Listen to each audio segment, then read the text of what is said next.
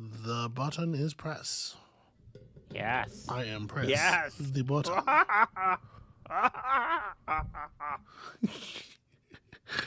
Your mad scientist laugh's really coming along. I've been practicing. Oh, that's well. Oh, well, no. in that context, Okay. Well, let me get the link and. here's this for you. Yeah. Thank you. We're taking it on the road, baby. Yeah. All right. Let me post this on Blue Sky, and we post this in your subreddit r/SP make stuff, the most best subreddit that there is. All right, and then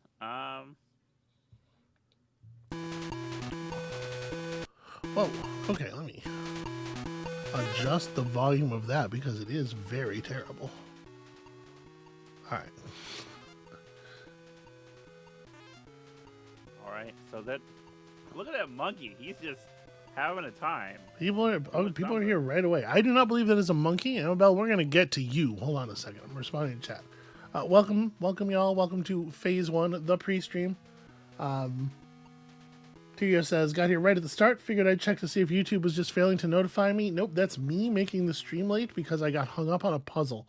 And I bothered Amabel to help me figure out the puzzle, and it didn't work. And now we just both haven't figured out the puzzle. All right. And Jaina in chat says, this doesn't look like framed. Which is true. But which is true, but you had warning. We had established last stream that this stream would be Pitfall 2. We're learning all about Pitfall in the pre-streams because this is what Amabel wanted to do with her life. So this is from the era where you would have been expected to read a manual, right? Did the Atari games have manuals? Yeah, I did not read the manual. I did get some gold though. All right, hold on. I got it. Pitfall Harry's Diary is formatted as Pitfall Harry's Diary. It is an 8-page manual.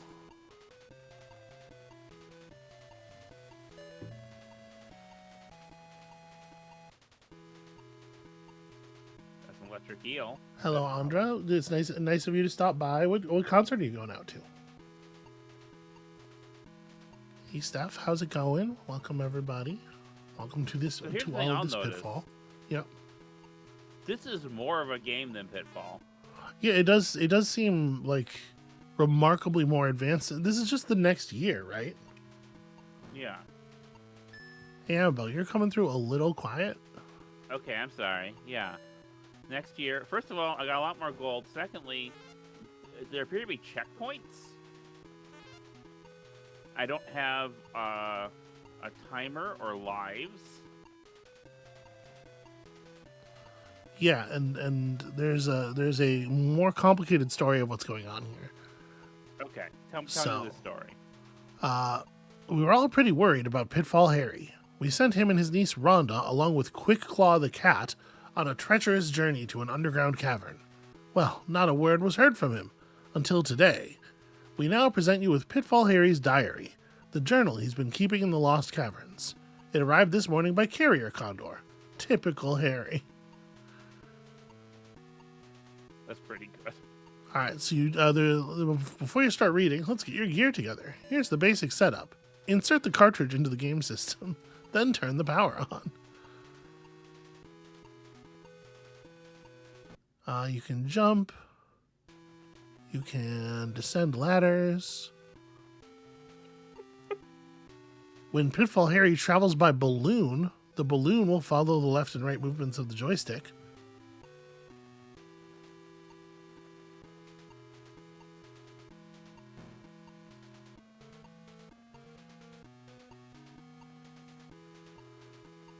And more recommendations for Pathologic 3. All right. I'll have a look at it. Ooh, batted in the middle of the air. Yeah, figuring out how to get on the ladder has proved to be difficult so far. You want to pull the joystick back just before Pitfall Harry reaches the hole. Okay.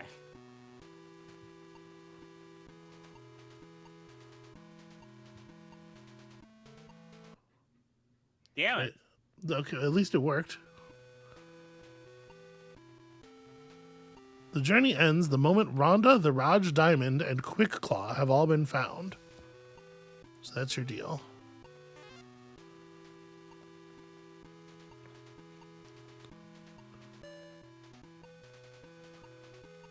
This is actually this is a handwritten. They've photocopied some handwritten pages here. In case you're wondering why I'm here, Lost Cavern, Machu Picchu, Peru. Is included a latitude and longitude.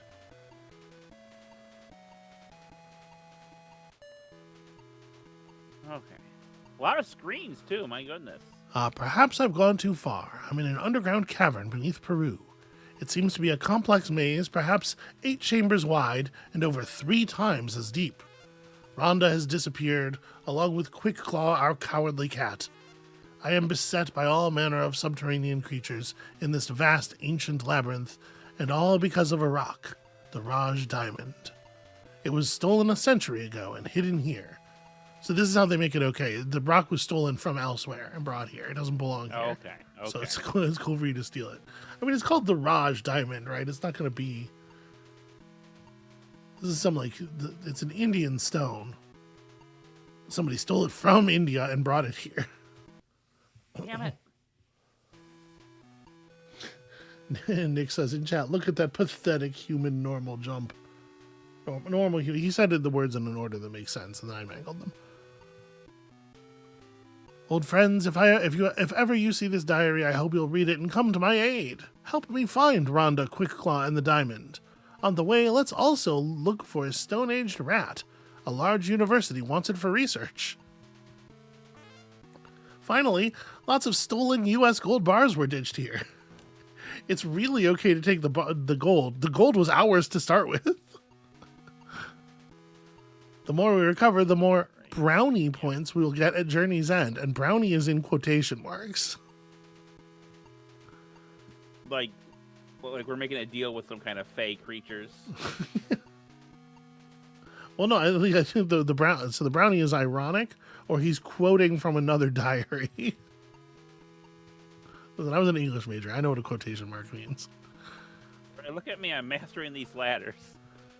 For the record, if I want a perfect evaluation, that is 199,000 points, I must find Rhonda, Quick Claw the Diamond, all 28 gold bars, and the rat, and never fall victim to a single danger.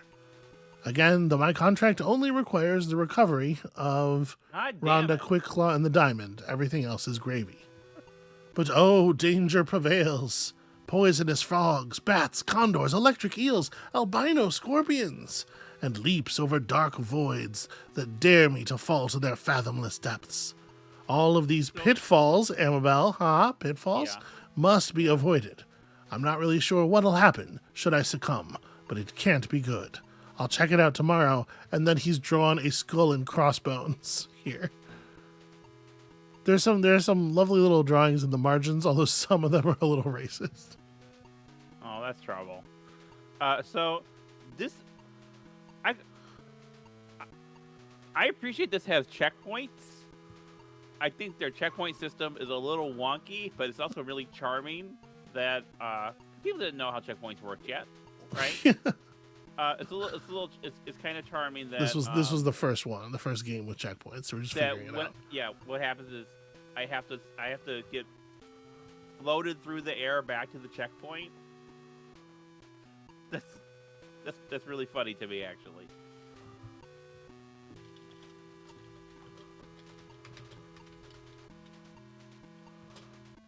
Make one more attempt to get down here and see what I can.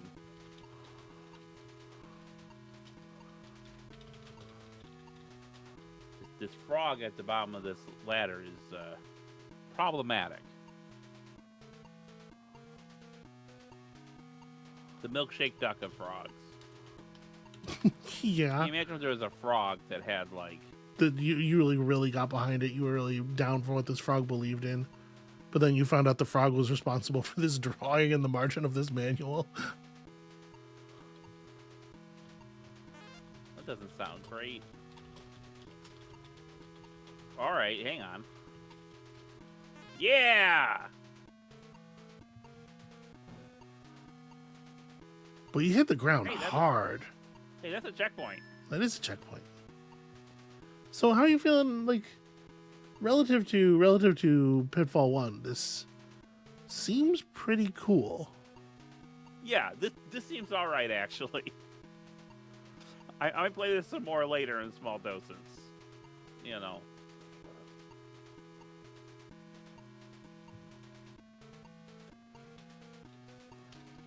Okay, as long as I stay up top, the yield doesn't come at me. Is this the cycling? Next day, there's another heading in the diary here. Next day, the consequences. Red crosses are as good as gold. Go for them. They'll never believe this when I get back, but it's like this. Whenever I succumb to any danger, I'm not put out of commission as one might think. Instead, I'm magically transported back to the last red cross I touched. Here's my theory. These caverns are part of a land long inhabited by the Incas. The great civilization must have energized healing centers, and these ancient crosses mark their locations. Their magic is still potent. So, he thinks it's a crazy Inca healing magic. Today I was out on a ledge. Suddenly a balloon floated overhead. A perfect cross-cavern transport.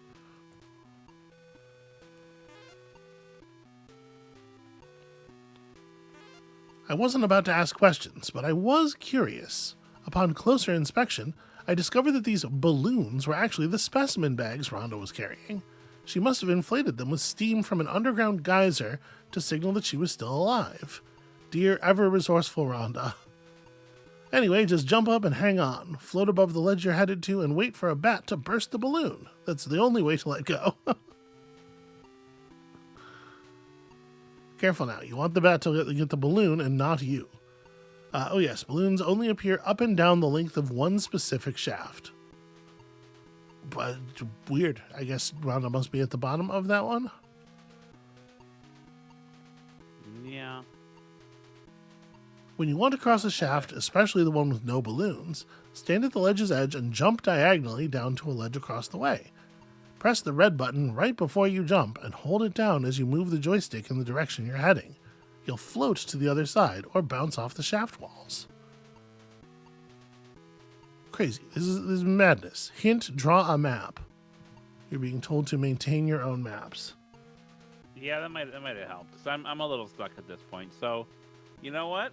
We might return to Pitfall 2 at some other point in the future. But I think is this enough pre-stream? I mean, this is enough pre-stream. Do you want to play a couple more minutes while I just get through the rest of the manual? Yeah, of course. Nick 16 characters in chat says, next day, the consequences will be the title of my memoir. It's a very compelling heading. I like it a lot. Okay. New heading, just rewards. Sure, I love adventure, but let's give credit where credit is due. These are the amounts I agreed to before I left. We're given an advance of 4,000 points as soon as we begin, so the points are diegetic. Thereafter, we'll receive 5,000 points for every gold bar, 15,000 points for the primitive cave rat, 20,000 for the Raj diamond, 10,000 points for Rhonda's safe return, half as important as the diamond, and 10,000 points for Quick Claw. Now hold on, every time I succumb to a hazard, I'll continually lose points as I regress back to the last healing station. The longer that journey, the more points I'll lose. Also, 100 points are deducted for every unintentional fall. How do they know what's intentional? Come on now.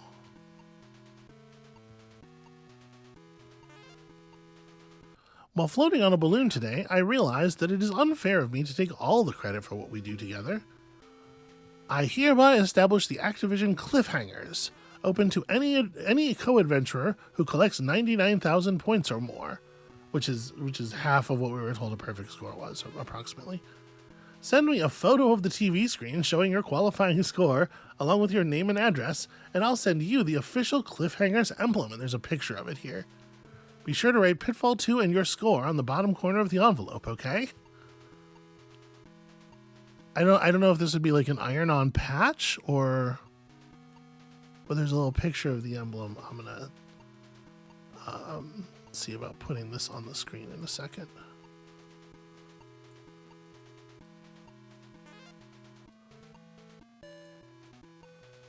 Oh, that was real You're doing it, Amabel. I mean, you're getting a pretty good score going here. I've got nowhere near finding the cat or daughter or niece. Which was it? I think Rhonda's just like his lady. So here's a picture. This is not very big, but here's the picture of the little emblem that you're supposed to get if you send in your score. Ah, no.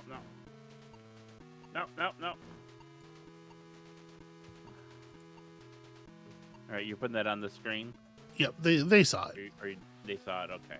Famous last words, or what David Crane told me before I left. Since David taught me everything I know, I thought I'd share this letter. David Crane is the designer, of course. Yeah. Dear Pitfall. He started his letter, Dear Pitfall. Good luck in the Lost Caverns. I guess if you're friendly with Pitfall Harry, you just call him Pitfall. Yeah. Can I tell you a silly thing that has kind of always stuck with me? The Earthworm Jim manual has a bunch of goofy jokes in it, and one of the jokes in the Earthworm Jim manual is that Earthworm Jim's friends call him EWJ, even though it is more syllables than Earthworm Jim.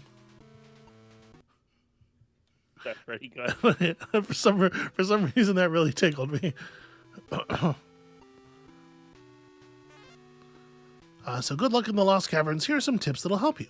Time your approach to condors and bats so that you run exactly below their highest elevation. A free fall down an entire shaft can be a shortcut to the river below. This particular jump must be timed, though, to avoid colliding with bats on the way down. That's a good tip, David. Thank you.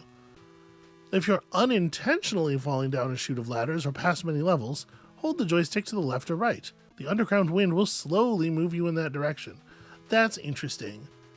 So you have a little bit of air control, but in the manual it's characterized as the mystical cave winds. Also, the air control is very slight, I will say. Okay. Well, yeah, the degree to which the wind is going to move a man, especially a man as stout and virile as Pitfall Harry. Finally, not everything you see is always easy to get to. Some things can be close, so close yet so far away, like Quick Claw, for instance, who I believe is the creature you see on the first screen. That's not a cat. Oh my god. And the rat, who incidentally can only be subdued from behind. Same. Good luck, and don't forget to write David Crane. And then there's a picture of David Crane wearing a pith helmet. Or maybe that picture is supposed to be Pitfall Harry. I don't know. Whatever. And the last page is just the warranty for the cartridge. So can you do me a favor? Maybe. Possibly. Can you do a quick internet search and see if this is like the first game with checkpoints? Oh, there's no way. First of all, no, I don't think so. I don't think I'm going to be able to search first video game with checkpoints and get any good results.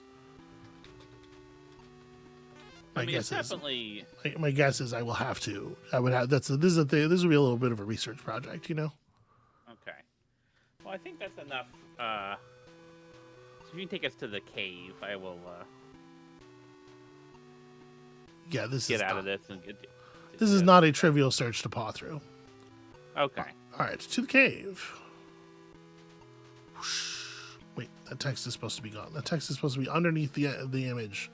What's going on here? Okay, problem solved. To the cave. Welcome to Phase 2. Welcome to Phase 2, everybody. Welcome to the actual stream. Thank you for bearing with us while we were getting everything set up there and learning. Bearing with us, but also learning. It's an edutainment stream. That's what we do here.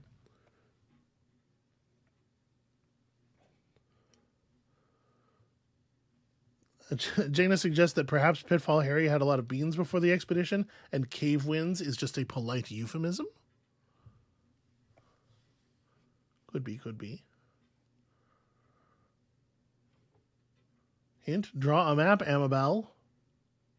People are that makes emphasizing. Sense. All right, let me share this to you. So today we're exploring a little thing here. Some of y'all on the channel might have been around here long enough to recognize this. What am I doing? I'm doing the wrong thing. Is what I'm doing. Let me take off the cave image. I've only been streaming for a fucking 100 years. Why would I have any idea how to do the job? There we go. Welcome to welcome to Renowned Explorers International Society, which Amabel has never played before and has no idea about really. This is you can see down there in the lower right corner the classic logo of Abbey Games. This is a thing that came from the same studio that brought us Reus and Reus 2. Also Godhood, which I thought was fucking rad. Am I just starting a new game? Yeah, just start a new game. This new game, not that new game. Why don't you start any new game you feel like starting? I don't know the okay. Definitely play in adventure mode because you're a grown up. This is how you get the challenge. Play Adventure Classic, and that's like the real game. God damn it. Okay. Amabel, read these dialogue boxes. On this screen, you can pick your crew. First, select the captain, which will give you a unique ability. You can unlock more captains by playing the game. Then select other slots and pick your other crew members. Different crew members have different strengths, so choose wisely. All right. So I think you. It looks like you only have one choice in each category. Is that true? The other people are grayed out. They are grayed out. Yeah. Okay. Oh, so sorry. You can only choose these people to be your captain. Okay. Okay. So this is so we got Anna Proskuriakova. Pretty close. Bright young scientist loves the scary power of electricity more than anything. Yeah, just click on somebody. Yvonne, we both know who you're going to click on, so just go ahead and click on her already. Okay, so you can see over there on the right, she has a captain perk that will affect your expedition. Okay. She's the Queen Explorer. She gets a campaign token whenever you solve an encounter devious. You can see Yvonne is a balanced speaker with high speech and good defenses. I think you are either going to think this game is really interesting or you're going to hate it. Or you're going to think it's really interesting and also hate it. I mean, that's what I thought of Reyes, so... I really did not like Reyes. I mean, you're allowed to pick anybody as a just crew members. But you can only have some people as... You have to earn the ability to play with some people as captains. All right, I'm just looking at. So at the top of the screen, you can see the 3 resolution methodologies: friendly, devious, and I think aggressive is the name of the red one. And they will sort of grow in size as you pick a party that is better at them. Right now, you're pretty good at devious and kind of okay at peaceful and real bad at aggressive. And as you continue to add people to your team, those differences will become more and more apparent. Okay. Now, do you want to tell people what's up with your I only play as female characters thing?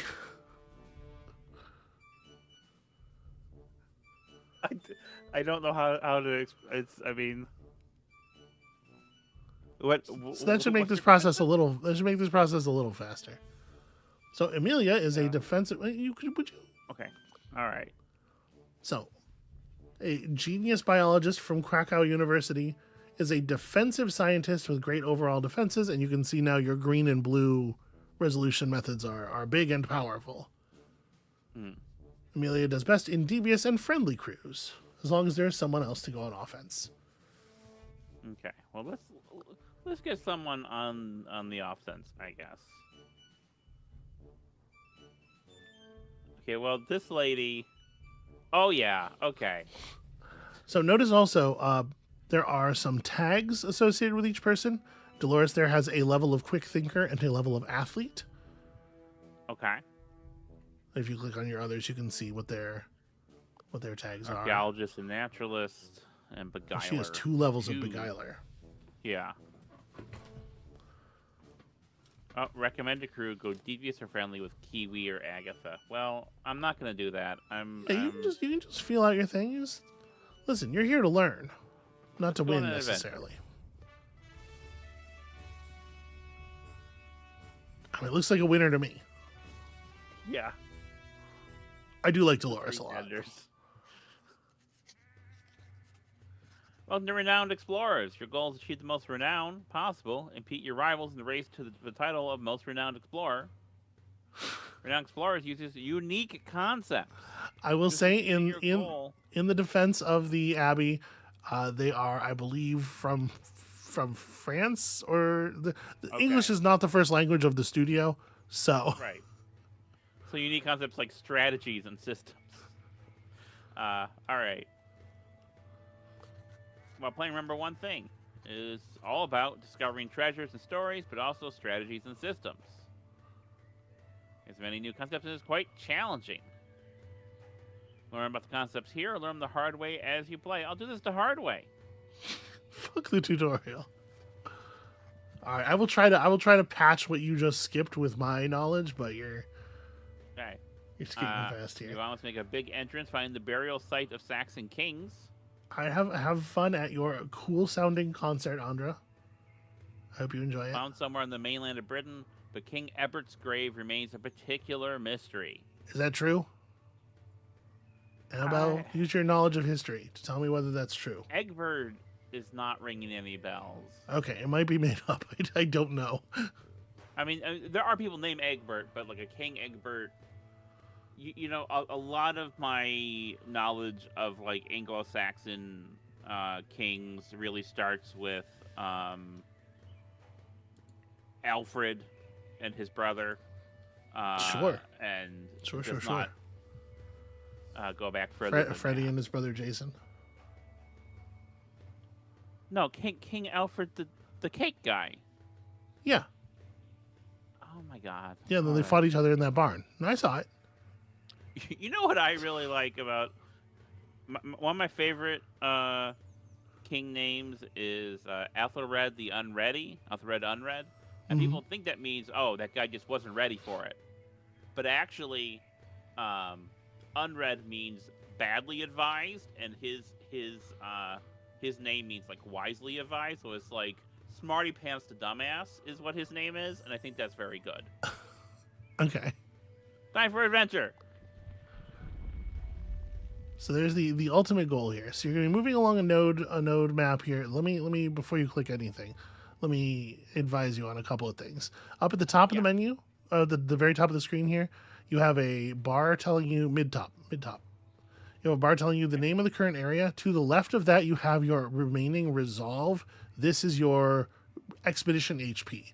If you resolve out, that's a game loss. Okay. To the right, you have your supplies. The little number that is on the dotted line is the supply cost to travel along that line on the map. Okay. And then each node gives you a little bit of a preview of the kinds of rewards you can expect underneath it there. So like traveling here will cost 1 supply, and then you can see all the routes out of it will also cost 1 supply. This first expedition, of course, is very, very easy. Do some research. Yeah, let's find some research. What a strange noise. Music is coming from a meadow, but there is no one in sight. It seems the wind in combination with some strange type of twin flower is making the sound. You listen for a while to the beautiful sound and make a note of the phenomenon. Great. Continue. You got 2 study tokens. So as you accumulate tokens, you will see them represented at the top of the screen. There's gold there. And... Ooh, an encounter, but research. Generally speaking, encounters mean more reward, but also they mean the danger of an encounter. You might have to talk to somebody. Let's jump in. Oh, shit. The crew suddenly gets ambushed by some aggressive-looking men. That's some aggressive facial hair, for sure. These foreign fancy pants are going to take our jobs. Attack. These men are concerned that you have shown up to take their jobs. Stand your ground. Okay, so if you manage to end this fight in a devious manner, you will get the reward depicted there, which is a token Okay. of some kind, a campaign token. If you finish it in aggressive mode, you will instead receive the encounter token, which has a greater total payout. You can see, but Okay. your party's not great at that. So let's see what we can do. If only somebody had looked at the encounter tutorial. So you'll see each of your people has a couple of abilities. Yeah. Can sadden someone. Can impress them. So there is a mood at the top of the screen. Your opponents are aggressive. So the overall mood is uncertain now because you haven't done anything yet. Anticipating the attitude of the opponent is an effective way of getting an advantage. When you use a move, you're going to set your party's strategy to either friendly, aggressive, or devious, and the combination of your strategy plus the opponent's strategy is going to create the mood, which will have effects on the encounter. So you can see here, the rock, paper, scissors indicates you should probably do a blue thing. Yeah. Range of 2 tiles. So move over in range of some nerd. You can see here the tiles are slightly irregular, but pretty hexagon-ish. Okay. Sadden somebody.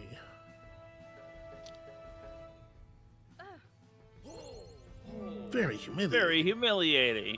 Okay, so you change the mood to provocative. Your party is now gaining plus 25 grit. Cool. If you mouse over, you can see grit is one of the stats down in the lower left corner there. You can mouse over your stats to see what they do. Mostly they're pretty straightforward. You know, you have a couple of different attack, a speech attack and a physical attack, a speech defense and a physical defense. Grit, which is dodge basically, and then the number of tiles you can move in a turn. You'll also notice that man that you saddened, his little attitude bar is in the red now. He is in a negative emotion, and he has been afflicted by the sadness status effect, which it said on your ability that you would do that. Okay. So if you mouse over it, you can see like enraged. When you use enrage, would you mouse it? When you use enrage, it will negative the opponent a little bit, and then if the opponent's bar is in the negative part after that, they'll become enraged, which lowers their armor. So you can see you can try to sort of combine strategies, enraging somebody with Amelia right before punching them in the face with Dolores. Could be a thing if face punching was the order of the day.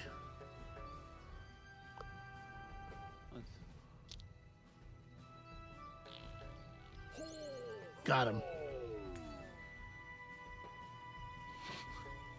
He's too enraged to continue this encounter. Okay. He's out of here. Dolores has attack. Yep. So everybody has one aggressive move, one devious move, and one friendly move.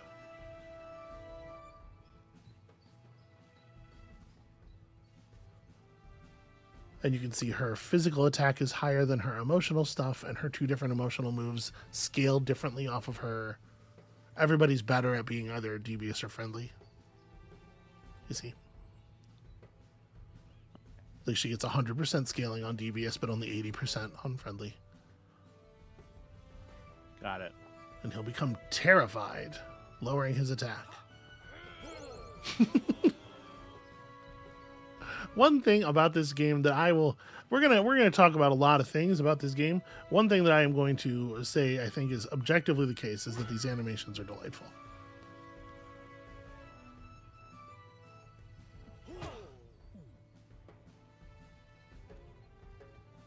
All right. Well. So taking questions from chat here. Giaxo1739 perhaps asks, what's this game? This is Renowned Explorers International Society, a game that came out, at this point, probably well over a decade ago. All right, you have pasted that dude. Now see, by doing that, you've added 2 points of aggressive attitude to your party's current strategy. If you look up there at the bar in the top middle. No, in the top middle part. Okay. Using a move adds 1 point. Defeating an enemy with that move adds an additional point. If you fill up the bar, it'll change your current strategy to aggressive, and then that'll change the mood to aggressive versus aggressive, which will potentially affect the buffs and stuff.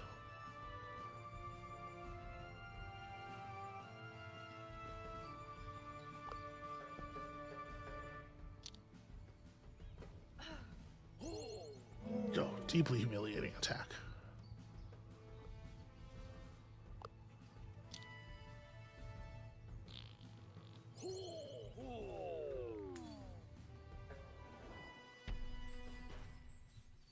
You broke your opponent's minds. So pretty much anytime you clear an encounter, you're going to get 2 encounter tokens.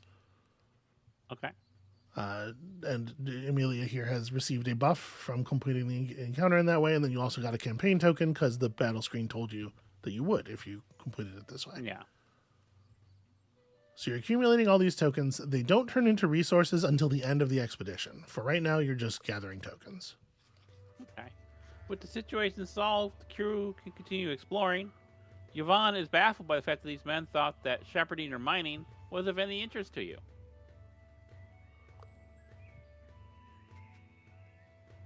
All right.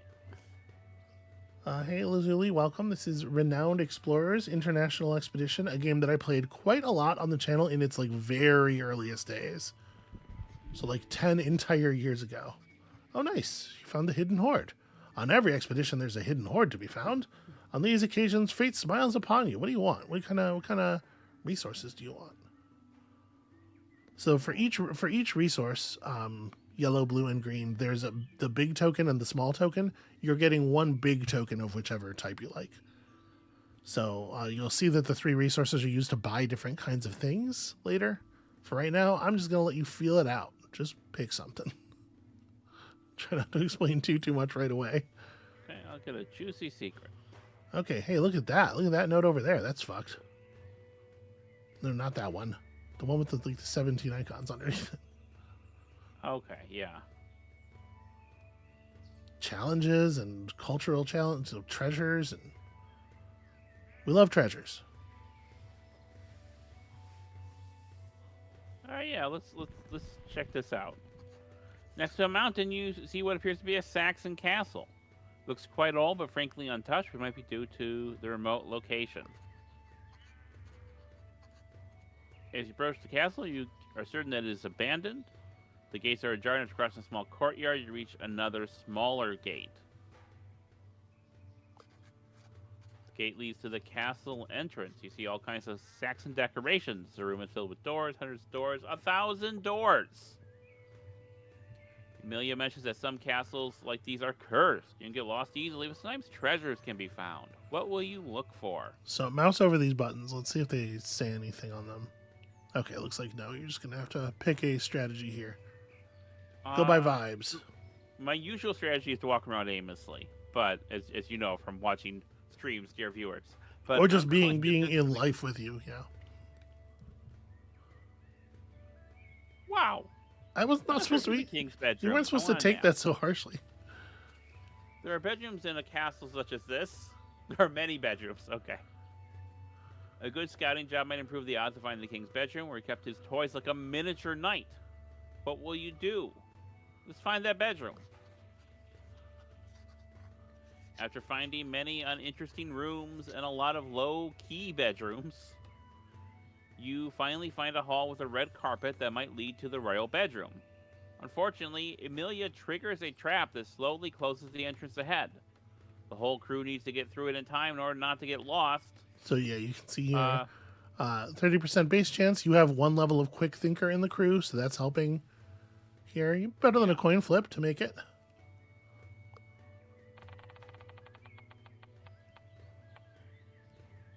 I don't think that's the good one. All right, everyone runs towards the closing door, but Yvonne stumbles and the door closes. There's nothing left to do than to go back and randomly open doors, hoping for the best. Open some other doors. After spending hours and hours searching behind doors, it finally looks like luck is upon you. You see a nicely decorated door. Alright. I'll open this. You open the door and enter the royal catacombs. Look at Dolores. The place is filled... What? Look at Dolores. She's not happy about it. The place is filled with graves. It gives Dolores the creeps. While valuable objects are collected, a grave is found which lies open. There lies the skull of an old prince. When Dolores leans over to take a look, Emilia scares the living daylights out of Dolores. Eventually, everyone laughs about it, even Dolores. It'll be years down the line, but eventually. Yeah. Take the treasure and leave the castle before you get lost. I just stole some guy's skull. This is I mean, he wasn't using it anymore.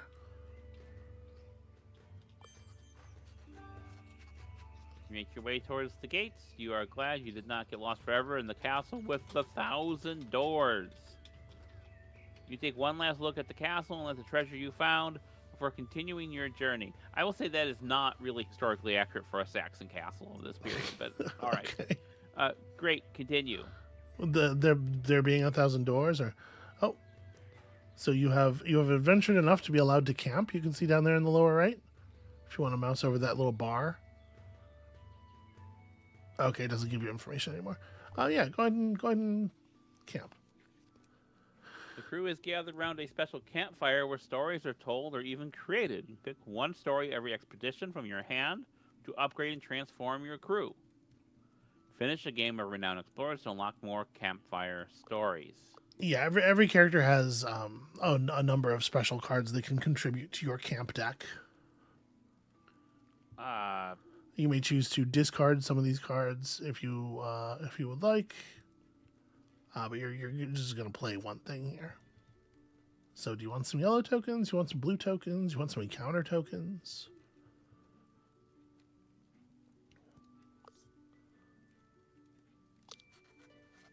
A heated debate takes place. Who was the fanciest philosopher in history? Emilia makes a case for the orderly virtue ethics of Aristotle, but Yvonne has no ear for his boring ideas or his misogyny. No, Yvonne thinks highly of Voltaire. Not that she knows what Voltaire stood for, but Yvonne has heard he was quite a charmer. Now that is fancy. Yeah, she's not super well read, is the feeling I'm getting. Listen, what Yvonne wanted more than anything was an argument, and she got it.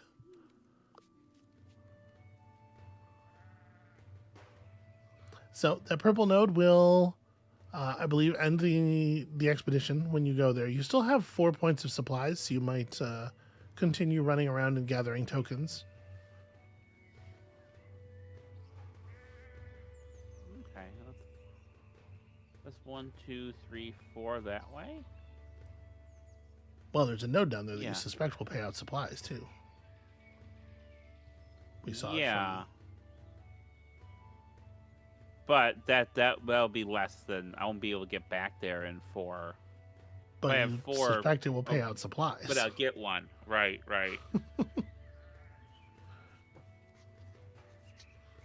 It is raining quite hard when you walk between the two hills. Suddenly you hear a great rumble. A landslide is in motion. Get out of the way. You got out in time. The landslide has laid bare a large part of the hill. You can easily spot a few places where valuable minerals can be mined. Yeah, alright. The crew easily mines the minerals lying in the open within a day. So you spent an extra supply there, but you got 3 tokens for it. Oh, well then I should just head back, I think. Right? Yeah, you don't want to go to the node and get the... Well, how am I gonna... I need to get here by the end. Mm-hmm. Sure. This gets 1 supply. Says who? Oh, okay. All right. Maybe there's more than 1 here. Maybe you wouldn't be so excited Normally is the word that begins that sentence. about this, but you found an abandoned farm. The fields are overgrown with vegetables and even some fruit trees. You take some time to restock your supplies. All right. That's pretty good. All right, let's get some Status. After a rough day of hill and mountain climbing, Yvonne tells the others that the highest peak in Britain is very close by. Are you ready for the climb of a lifetime? We'll take some extra supply. Just one more? Okay, yeah, I have this. Climb that mountain. And Fake Alex Blue points out those guys were all upset about you taking their jobs. And you were like, why would we be interested in your mining, assholes? And then, sure enough. It is a hard journey, and the crew's endurance is put to the test. After hours and hours of steep walking in even sections where the only way up is to climb, you finally reach the peak. The view is amazing and the crew is in awe. There are some flags left by people who got there before you. You decide to plant one yourselves, let the world know of your achievement. Cool. Tokens.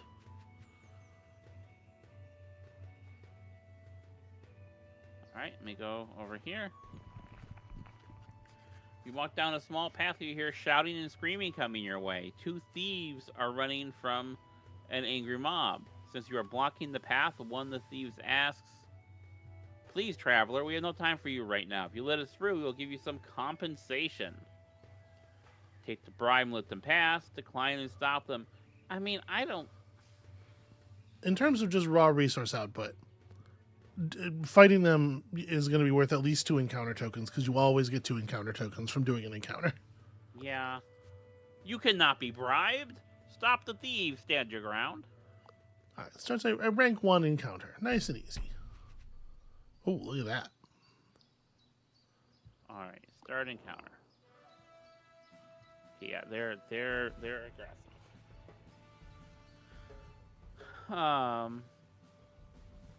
So your party is pretty well suited to the task of fighting some aggressive dudes.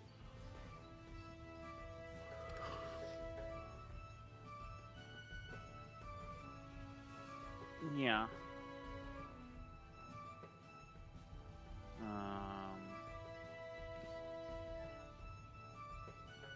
If your opponent is aggressive, you can make them crazy by being devious. Let me make this guy sad first, and then finish him off with a...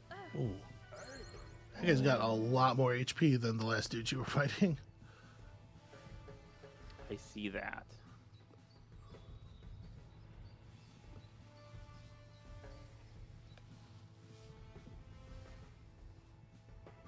So if you terrify them with, okay. Okay, no, I could... Well, yeah, what I was going to say is if you put them in the terrified state, did you read what it does? Target becomes terrified if it is negative, giving it minus 25% attack. Yes, the terrified is a good way to set up an opponent who you think is going to perhaps stab you with a pitchfork before you can do anything about it. Okay.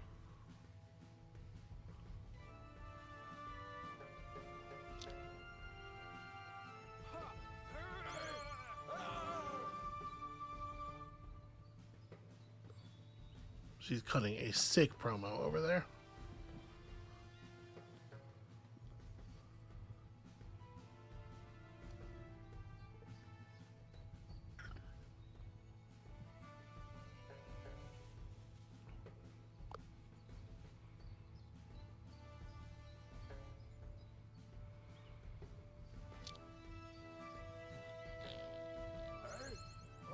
Oh, so you see that that red like jagged defense indicator there? That attack did way more damage than you were expecting, right? Yeah. So most enemies have at least one particular status thing that they're weak against. Okay. These guys are super vulnerable to being enraged.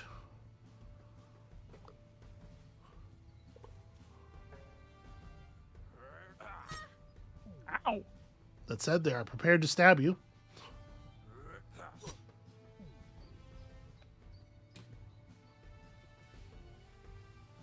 Well, here's the thing about that.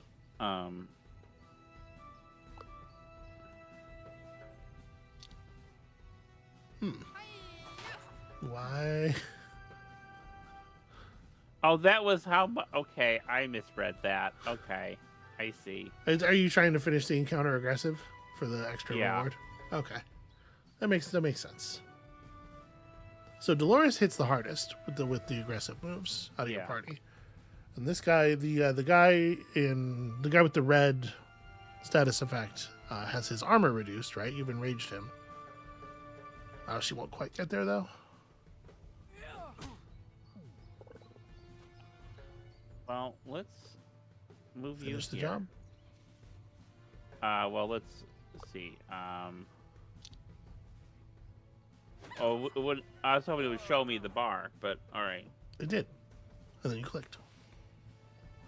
I didn't. Okay. All right, so you've made the mood hostile now. Aggressive versus aggressive is hostile, giving 25% bonus power to devious abilities.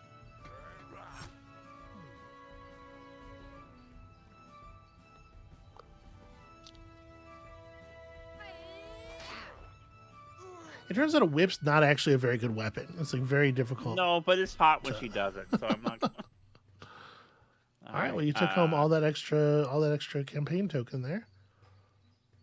And plus 5 armor, plus attack power. Okay. Yeah, you got stuff. Cool rewards. The angry mob finally catches up to the thieves and see that you already took care of them. The mob thanks you, and everyone now knows about your good deed. So the green text indicated that you are about to receive green token for that text. Any time the text color washes like that, it's telling you there's tokens coming in. Hey, check out your characters. Wow, you've leveled up. So you can see here, you get a choice now. There's a box in the middle indicating a thing that you're going to get no matter which choice you make. In between the two options there.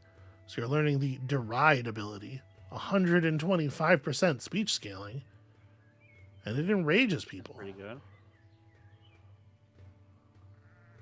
So you can gain another level of so you can see there are, it's not just 2 levels of Beguiler. You have two particular kinds of Beguiler right now, Charms and Drama. You can become a level 3 Beguiler by also becoming Astonishing, or you can learn 1 level of Rogue. Mischief. Learn to do some mischief. That's catnip for me. Yeah.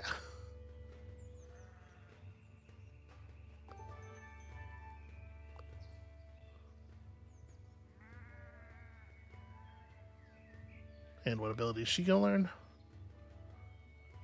Well, I'm about to do some archaeology, so it makes sense to put her. Give her But that. you should look at the ability. But you should look at the abilities you're learning, so you know what your abilities are. Tranquility. Okay, because excited if it's positive. Does the target circle with Amelia, heals all. Okay, so like a healing thing. Okay. And it's an AoE attack. That's it. Heals all allies within the target circle. Okay, so it gains power while it's off cooldown, so you could let it like charge up a little bit. When you say it was an AoE attack, I thought it was like, I was like, wait, I thought it was a healing thing, but okay. All right, tenacious athlete, quick thinker, escape artist perk. Well, I would like to be better at escape artisting. Sure. More devious. So it does more work when there are more enemies surrounding you. See, the range is 1 around self, so it'll hit everybody adjacent. Has increased aggro, so it'll pull enemy attention to her. Does more damage if she's enraged or confident.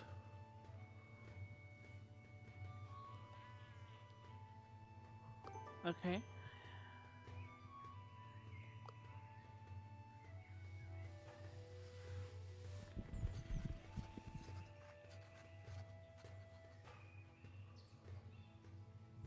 Oh.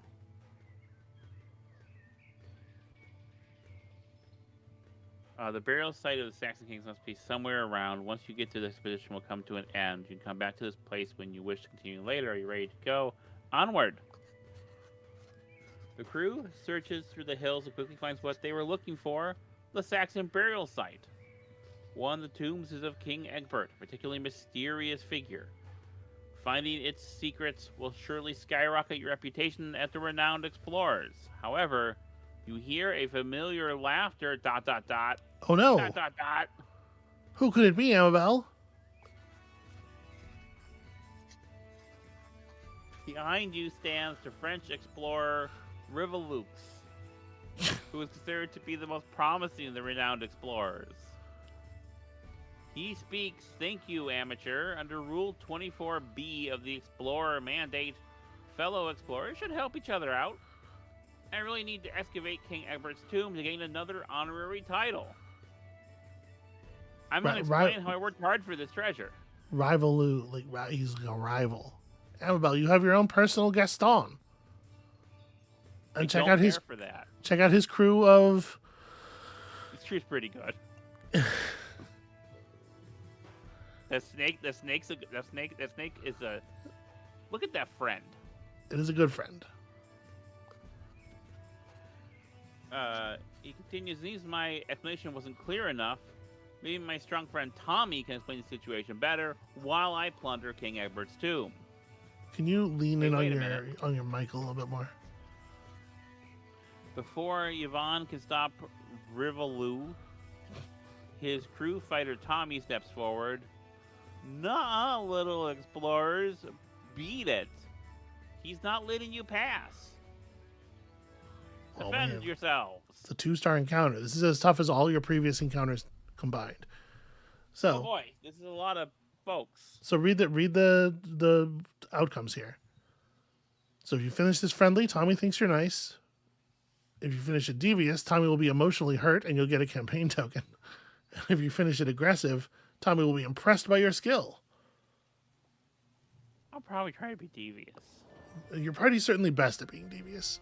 And these nerds are trying to be aggressive, so being devious does put you in a pretty good spot. So everybody's got an extra ability now. You're even more powerful than you used to be.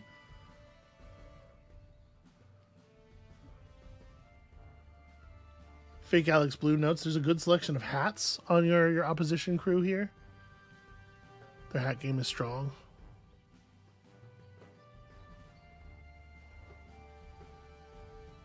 So yeah, deride is like a life drain ability, which is kind of cool.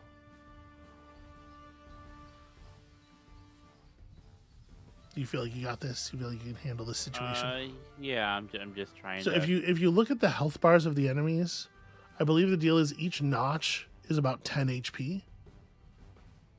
So you can get a kind of a sense at a glance that these guys have like 20 HP, but Tommy over there has like 150 or something. So these dudes are mooks. Palookas even.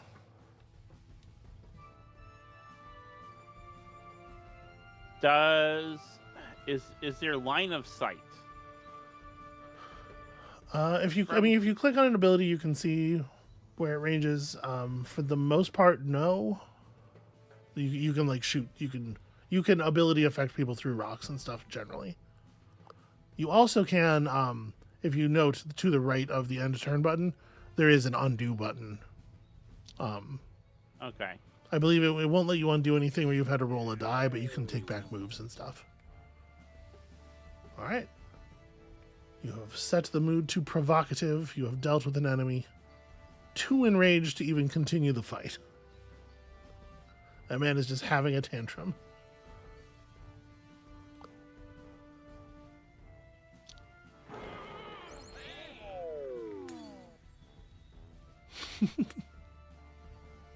Okay.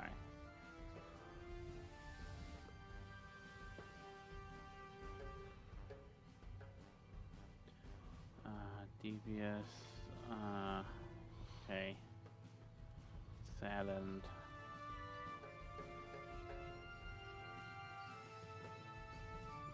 Okay, and it's range of 2. All right. Do you maybe want to narrate your thoughts and strategies and actions a little bit more than? I'm taking out some of these mooks. Yep. Okay. And now, so this seems a little easier now. So I was just concentrate on these guys. Okay. Yeah, they're not even getting in melee range, so that's excellent.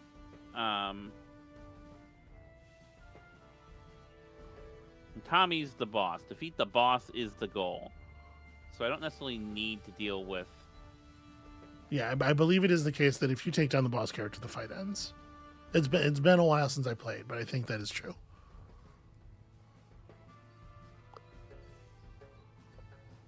All right, get this started. Stop it. You're being so mean. Yeah. All her stuff is melee, so I'm gonna need to get her. Oh, well, she's in the way is part of the problem. I believe you can move through friendly people, but she's like right at the edge of Dolores's move range, right? Does Dolores have two spaces or three? She has 3? Okay, some of the terrain is uneven. Like you can see, you can okay. only move 2 spaces to the right. I think the dirt terrain is perhaps difficult. All right.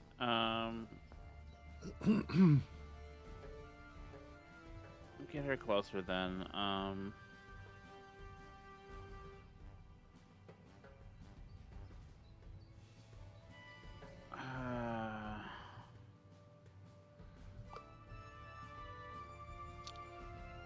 Let's do my special attack here. Oh, she called him a skunk. That's so mean. All right. He's annoyed. He's outraged. He can't handle this shit. Yeah. Try to encourage. Okay. So did you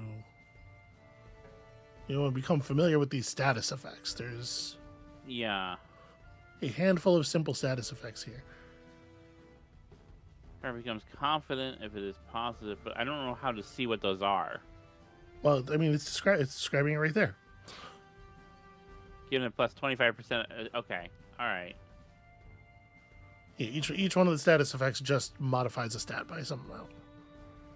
Okay. Well, let's And you can see it's moved her attitude bar into the positive, so that gives you a little bit of defense against people making you negative.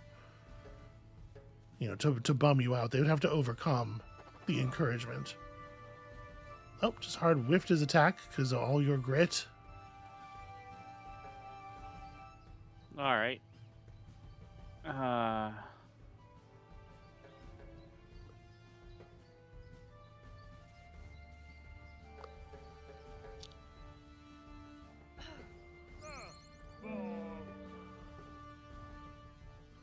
Very humiliating. And by the way, there is a little display you can see in the lower left near the portrait of Dolores. You can mouse over the faces there and see what all the status effects do. Okay. Oh no, okay, those are if you have resistances to those particular effects. Never mind. He's terrified. He's out of here. All right. I got stuff and plus 5 grit, plus 2 speech power. All right. Until the end of the expedition, which is right now. Tommy runs away crying. You did it. Overcome with negative emotions. You broke his heart. His tiny heart still needs some tempering, it seems. He is also accidentally drops a mysterious checklist. However, Rivaloo has already plundered King Ebert's tome and left. Mysterious checklist.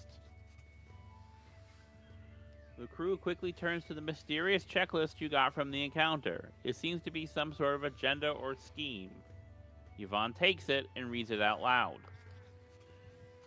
Treasures still to grab: the one hidden in the tomb of the Forgotten King, that one treasure held by the locals, that one in the cache near the dangerous cliffs, due date today.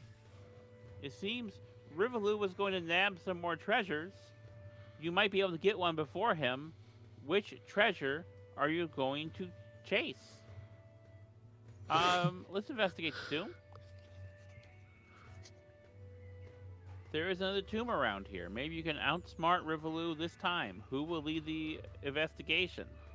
So you can see here, if you mouse over these, all the factors that are affecting this, obviously. Amelia's ranks an archaeologist are a big deal. The fact that she's a scientist is a big deal.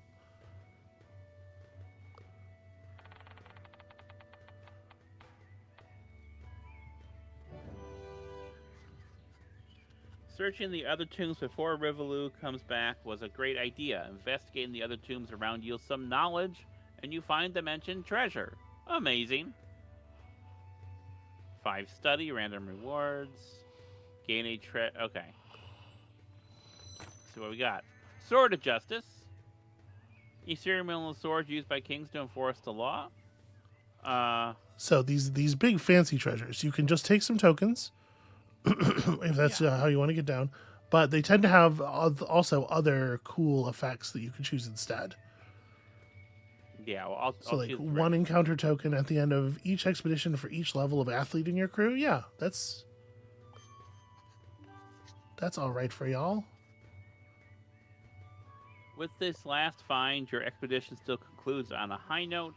However, it's clear that if you want to be the most renowned explorer, you'll have to beat Rivolu. Now it's personal. This time, it's personal. All right, so you completed your first thing here. It was a devious expedition, to be sure. You got these treasures. And here's where we convert all of your tokens into actual resources. So if you had picked up anything that would say modify the result of your tokens, it all gets applied at the end here.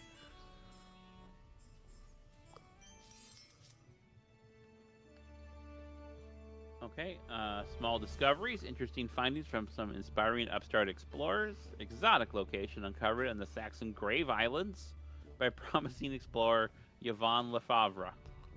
Explorers Society. What's that? Nothing. Sure, that's probably how that's pronounced. Explorers Society board members are excited at the progress of this classy crook. So you can see Matthew is at 2,500 renown, while you are at a measly 179. That's a little bit less, yeah. A magnificent job. The board of the Renowned Explorers International Society is impressed by your exploration skill in the Highlands. For this achievement, Chairman Pinkerton will give you an upgrade to your airship, which will allow you to carry more supplies. You can probably skip the world map tutorial. I can... You know the drill, Pinkerton. Yeah. Let's hurry. Cool. All right. 2 supply capacity. So, up in the upper left corner, you can see all of the resource points that you have earned from your various tokens. You can also see, if you mouse over the token images themselves, what tokens are currently worth to you. Because, as I intimated, the values might change some over the course of the game. If you mouse over that red eye there,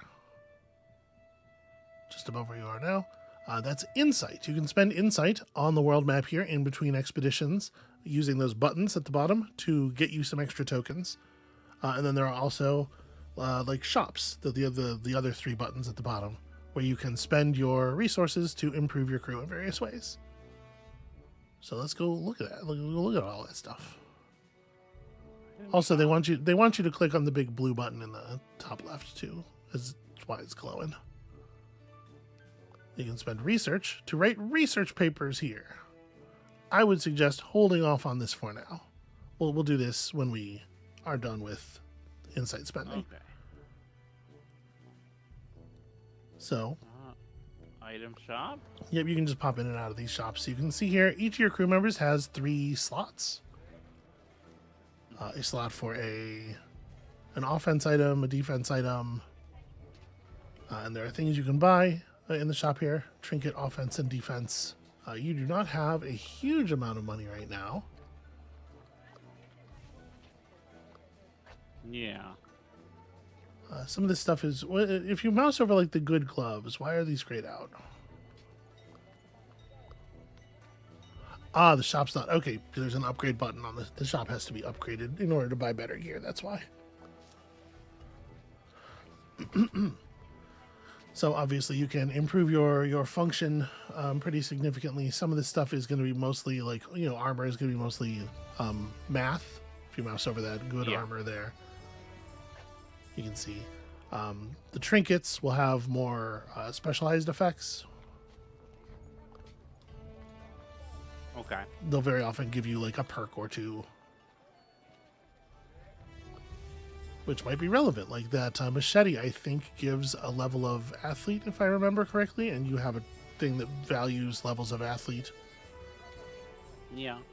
In addition, it boosts terrifying abilities, and Dolores does have a pretty good terrify. Why don't we grab that? Did I buy it? No. You see there's a button that says buy now, or you could just click and drag it to the... Yeah. So here you can hire folks to affect the value of your tokens. If you look at the specialists do this kind of stuff. Add perks to your crew, and then you can see you triggered abilities that gain you more tokens or whatever. Helpers just affect the cost of your or the payout of your tokens. If you mouse over them, you can see just little boosts. And you can upgrade how fancy the people you're allowed to buy are and how many helpers you're allowed to buy by upgrading this shop. Astrid Elgard, the slightly over-enthusiastic professor who spits when she talks, wants to teach one of you legends or architecture. I'm gonna get that to. So if you mouse over the never mind. I was gonna say if you mouse over that bottom option, you can see there's a. It's probably right to learn the perk, but you should probably not click buttons so you know what all the buttons do. Is all I'm saying. Don't learn any perks, but put this person to work instead. Plus, so you can turn them into a large token of their type, which might be relevant sometimes. Let's learn about some legends. Okay. She's quite knowledgeable as an archaeologist.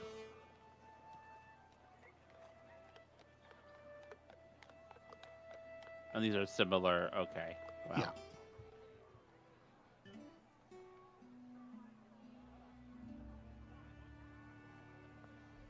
So, at this point, you might want to spend your. Well, I guess if you're gonna take token upgrades, you should probably take them before you spend your insight. Right. Because just spending your insight is going to earn you tokens. Okay. So the 3 buttons at the bottom that have the insight image on them will allow you to perform jobs. You can see here what the expected payout of the job is. Yeah, 2 small tokens, 2 small tokens, and I think it's probably also 2 small tokens is my guess. Yeah. And if you mouse over the different crew members here, I think there's a chance to earn more. Like, mouse over the... Yeah. Okay, yeah. For being a scientist, she gets better.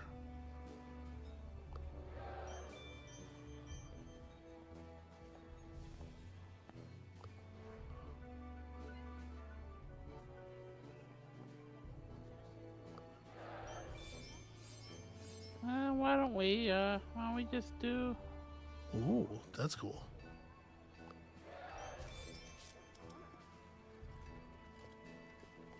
All right. How do I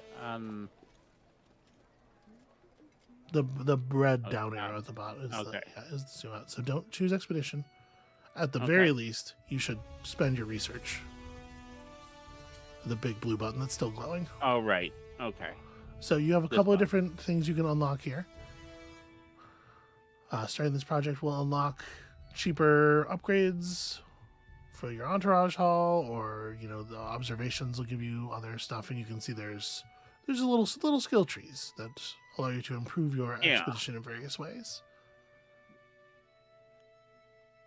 Completing all research in this project will unlock the extra ways of earning victory points. And the cost of researching is just based on how much research you have. So as you do more, it will cost more.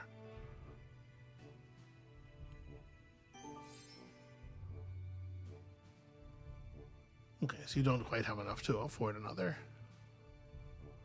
Okay. But you did gain yourself a point of insight there. So if you did want to do another one, Amelia could go teach at the university for a day.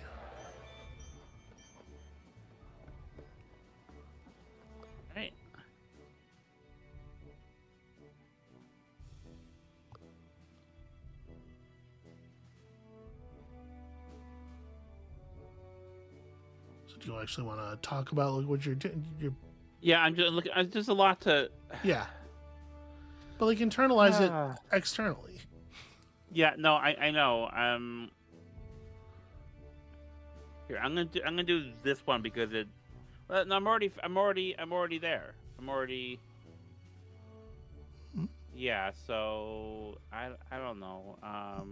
What is I'm already there?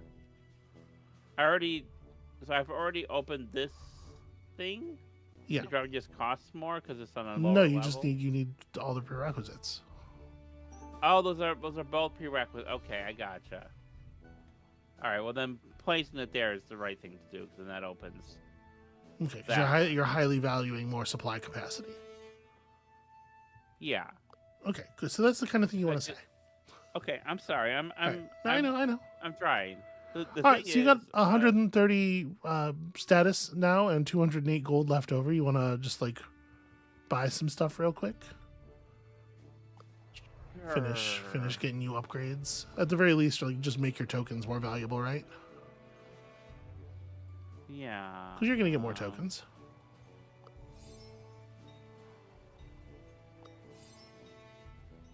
Pretty good, and then you got some money. You can probably buy some like basic, offense and defense items. You know me, I'm a big fan of offense all the time. So you can see books are speech and a little bit of attack, whereas gloves are attack and a little bit of speech. Pretty straightforward. You can sell your old book, but I think the starting gear sells for not very much at all. Well, okay. I mean, it's not nothing. Something. Yeah.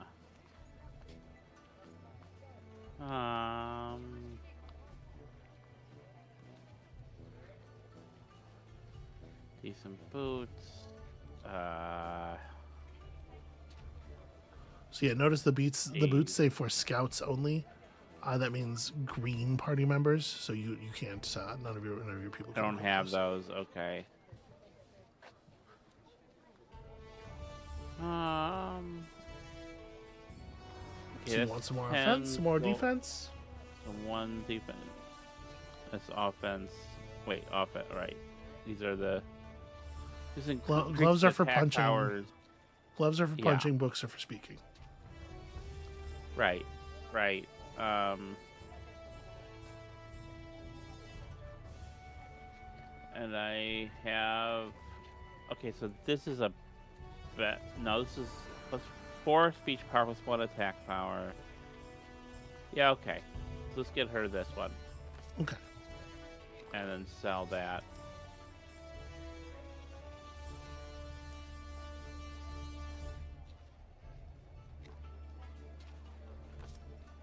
Okay, you're gonna specialize Dolores away from speaking a little bit.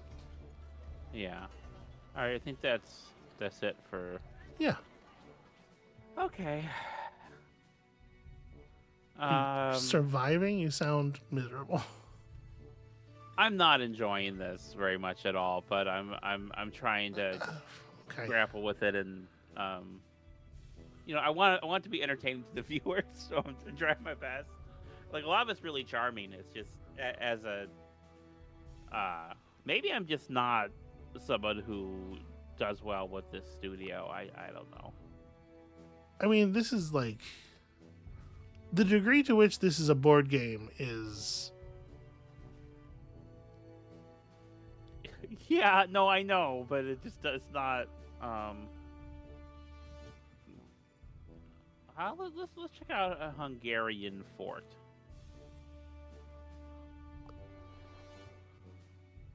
Lady of Aduva, the treasure of the renowned explorers, has notified you of a forgotten fort. It used to be a secret alchemy lab in the Middle Ages. There must be something amazing to discover around these forgotten places. Being devious might help. All right. Expect tactician, archaeologist, quick thinker, and diplomat challenges, as well as plenty of status. Well, you're pretty good at archaeologist and quick thinker. Yeah. I have. So yeah, let's launch expedition. The Hungarian fort. So I was going to say, at this point, you have kind of like the idea of this thing, right? You're going to do 4 more expeditions, and it's going to keep doing like this and sort of ramping up in size and intensity. You're going to get more thing, and then you use thing to buy more. You get it, right? Yeah. Like, Yeah, I get it. okay, so can you talk about why you're being such a huge fucking bummer? No, like what is it about this that you're sort of bouncing off of? I And what do you think about know, it generally? I'm not finding it super interesting or compelling the way that I like a board game to do, or a game that's it's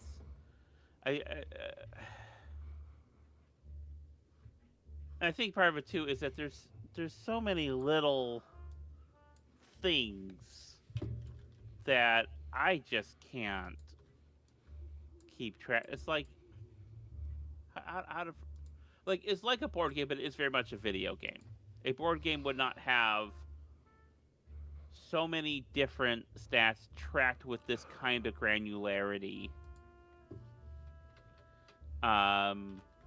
And like that granularity, just I don't know, for some reason I have trouble grabbing hold of it. You had me play Reyes Mm-hmm. a couple times, and I really struggled with it. Like, I really struggled with how many different considerations there were, and they never felt as sharp to me as I'd like. And that probably sounds wild to you, because I think, I mean, you love Reyes. I've seen how much you adore that game. Um,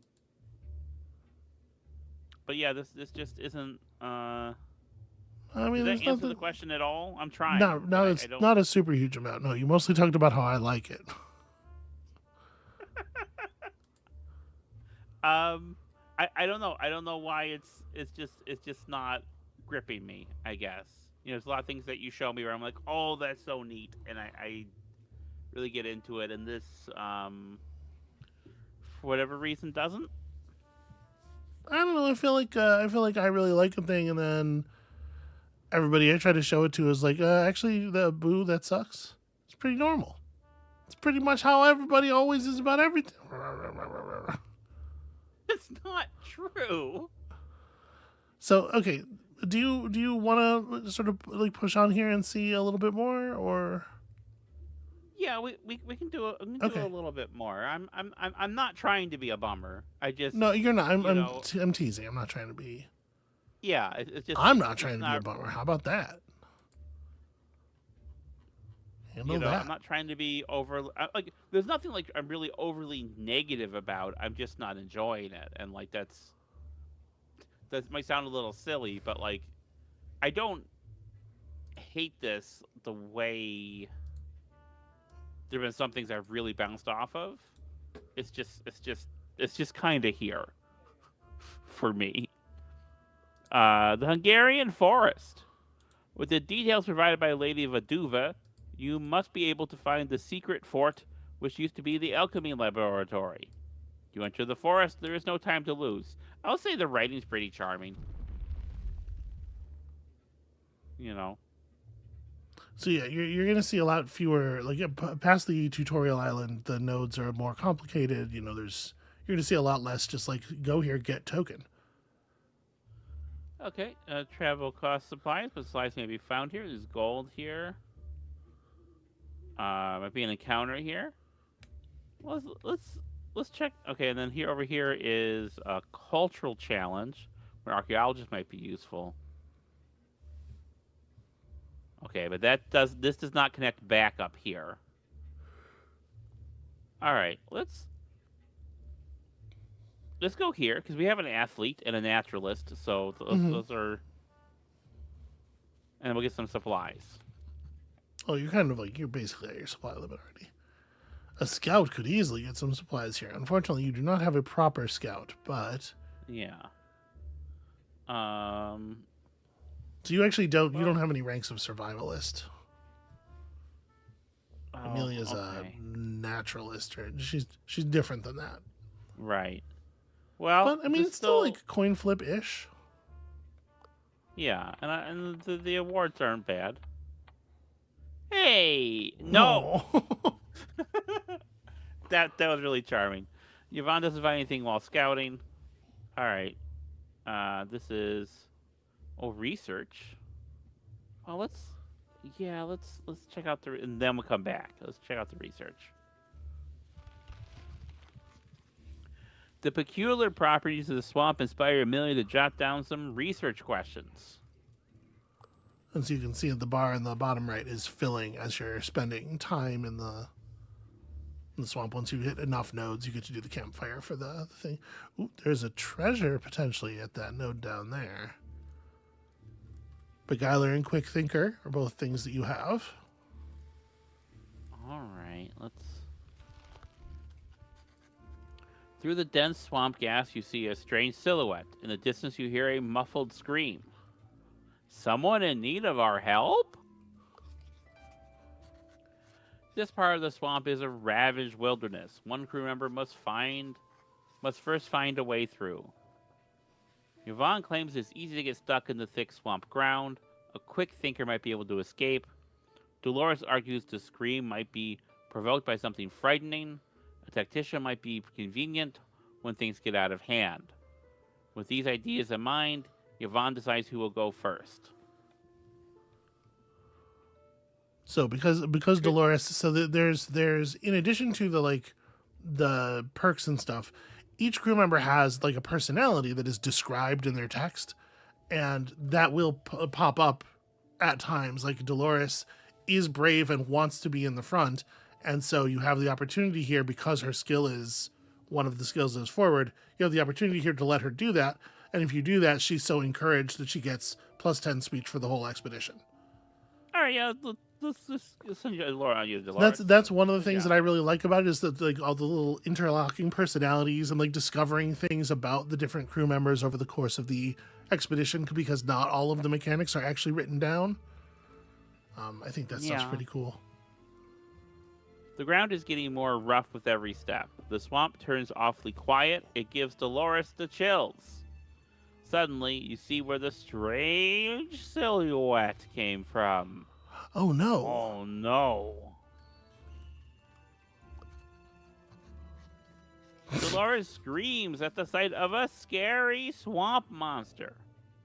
However, the monster immediately bursts into tears. Look at him. Okay. Everyone is always afraid of me. Oh my god, that's so good. I am seeking a companion. But who would ever want to be friends with a monster like me? Flawless, 100% perfect instincts. Just look at the tableau. Look at Dolores. Look at this creature. Yeah. I can be friends with anyone, monsters included. So you can see here, you're getting bonus from each rank of Quick Thinker you have. If you had specifically Quick Thinker Wits, you would get an even larger bonus. All right, let's give this a try. Come on, friends.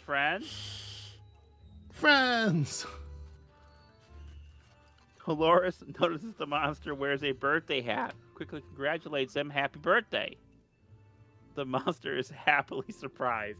Let's see if in the 20 seconds that have elapsed, if I've forgotten the voice. You remembered my birthday. That truly means you are my friend. That was close. That was very close, I think. He then hands over a carefully wrapped present. A friend and a present. So yeah, like two small green tokens and a large green token. And yeah, look at this shit. This is fucking rad. Okay, yeah. So you can see, oh, okay. One of the options on that I was going to talk about, but you made your choice. Sorry. Dolores tells the crew about the monster and the treasure. Yvonne believes the monsters are gravely misunderstood and can be the best of friends. That's what that face communicates. I think it's a sly burn. I think she's making commentary on Dolores. That's not kind. Amelia conducts a quick experiment with some swamp gases. The findings: it stinks. All right, so let's get some status and let's do some archaeology. A Hey, traveling merchant passes by. A diplomatic approach might yield something. hey, I feel like we know this dude. Yeah. Okay. So. So you notice I mean, could you? the payouts for things are a little bit different based on who does them. Everybody has like a bonus token that they always add, and over the course of a campaign, stuff you collect will weight your payouts towards certain people and stuff like Yeah. that can get a lot more significant than just one token. Well, I'll be. Um. I'll play it safe.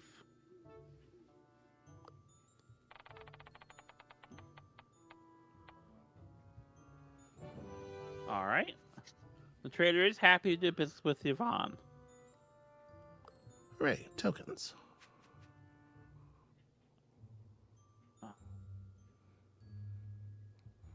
Okay, got some stuff over. Okay. Nothing special has been found here. But you could camp. All right.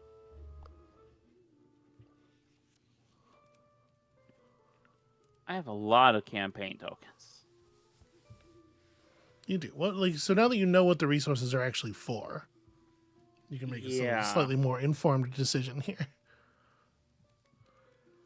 Uh.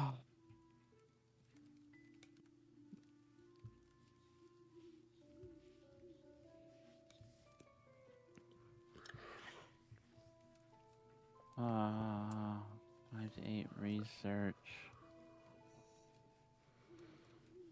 So yeah, research tokens pay out a little bit differently, and the cost of the thing you're doing with them is different. It's hard to compare them direct value wise. Yeah, I You just kind of have to think like, what kinds of thing do I want more of? yeah, If you're very into the research papers, then take some study tokens. yeah. Let's do that. Dolores adamantly makes a point to discuss the weird cultural phenomenon you observed earlier today. The crew really just wants to sleep, but a rambling Dolores makes that virtually impossible. In the end, the crew gives in and joins Dolores in the discussion, which turns out to be very interesting. Her face, Amelia's face, is very good.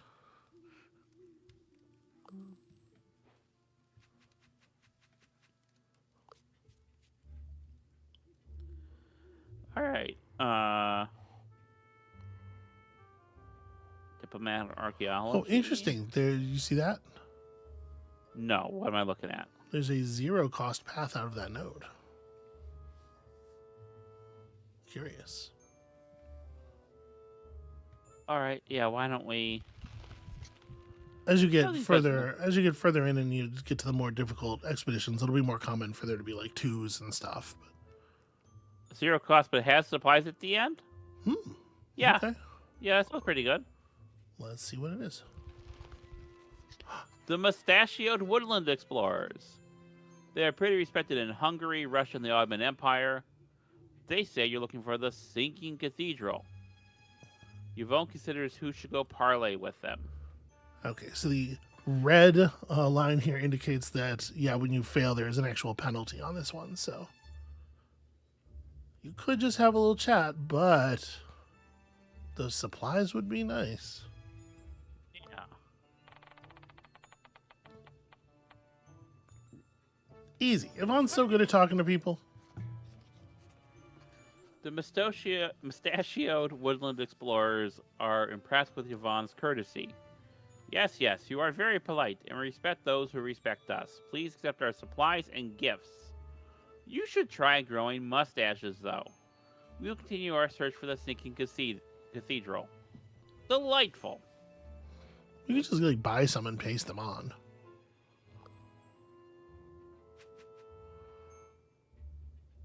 So hey, what are all the symbols on that building node below you? Your crew can be improved Challenge here. engineer or rogue might be useful. Well, I have someone who has. You do some rogue. have a rank of rogue now, yeah. Yeah. All right, let's check this out. Pretty good to improve your crew. This place has obviously been raided by vicious bandits. And take a look That's the inside. worst kind of bandit. Inside, you find a desk with a map, a bed, and a safe the bandits didn't manage to open. Okay, well, I'm gonna look at the desk. On the desk, you find a letter. The boss of the bandits, Boris the Claw, is not human. He has pointy ears and is way too hairy. Juicy. He sounds like a wimp.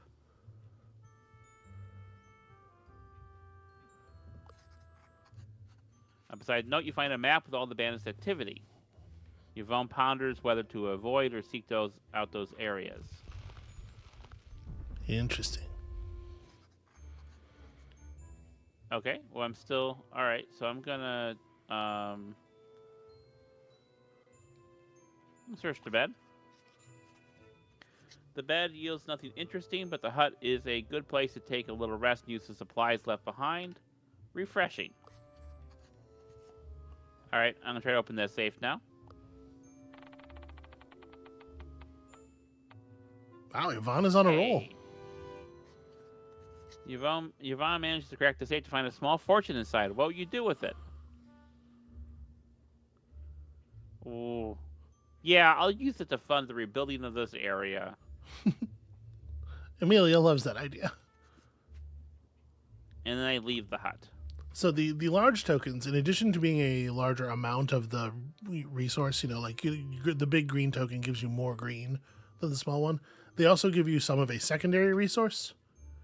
If you mouse over your secret tokens up there, I believe the secret gives it gives a small amount of research too. Okay. So those are neat. Are you gonna try to hunt down the scary hairy man's gang, or are you gonna try to avoid those spots? Oh, that's what those red spots are, right? Yeah, I'm gonna try to avoid right now. Cowardice. This area seems bountiful with food. A scout needs to get some supplies here. Well, I don't have a scout, but Florence can try her best. Hey, yeah, you're getting a lot of good rolls here.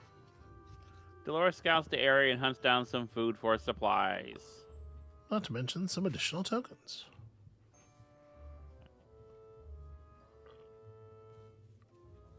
Check out some status here. Emilia finds a small book about a countess that murders young women in her quest for eternal youth. Creepy. That is indeed. All right. Let's check this out. Wait, really? You want to end the expedition already? You have so much stuff left. Oh, I didn't. Okay. Return later. Continue exploring.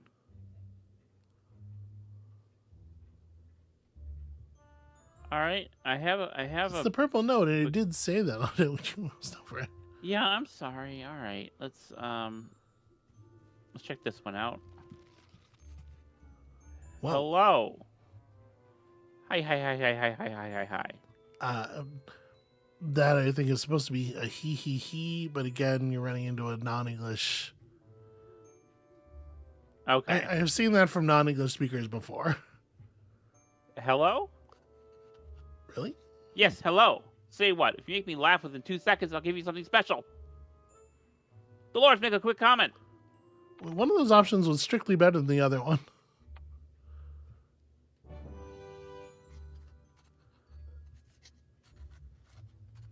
Dolores answered quickly. How do you get Amelia out of a bathtub, throw in the soap? While Amelia doesn't think of it as particularly enjoyable, the little red guy is pleased. Hee hee. I love it when people annoy each other, hee hee. There is a big poof, and then all that remains is a statue. That is a wildly out-of-pocket thing to say about your friend, coworker. Okay. That's really mean. Holy shit.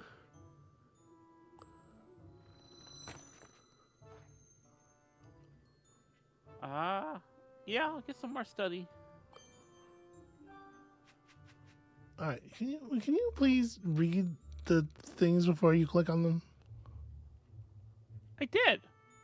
The Did I first not? the first result in that the first option there was an option that was like there was a green option that was just good stuff and a white option that was nothing, and you chose the white option. In what? In the The very dialogue thing? yeah the very first interaction of that. I. Okay. All right. Well, there's research here. I mean, there's probably a treasure here. We love treasure. While walking through the gloomy forest, you see something sticking out of the ground. At the same time, the air fills with a foul stench. Find out where the strange odor comes from and gain research. Turns out Well, what's going Amelia to guide? Pardon? knows how to do a thing. Yeah. This is what guided me with my previous thing was like, well, Dolores had a big hit chance. Yeah, but that's not. There were two options. One of them was green text, and one of them was white text. And you clicked on the white text All without even seeing why the green one was green. Okay. I'm sorry. Well, I'm gonna do this one. After some digging, Amelia finds a flask containing a quaint liquid. An alchemist must have dropped it. Amelia handles the flask with caution. It probably contains something unearthly.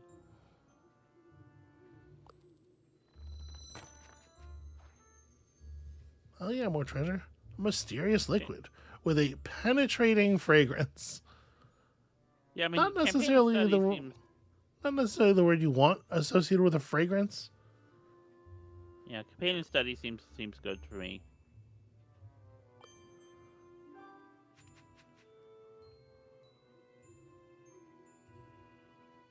So again, Okay. just like make sure you're mousing over everything. It's especially symbols and stuff that you're not familiar with. Just make sure you're.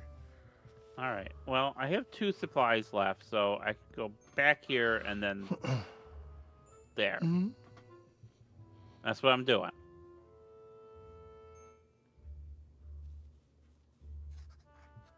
The sound of growling wolves is becoming ever more present. Okay, well, Dolores has a bigger chance to avert this danger, so that's what I'm doing.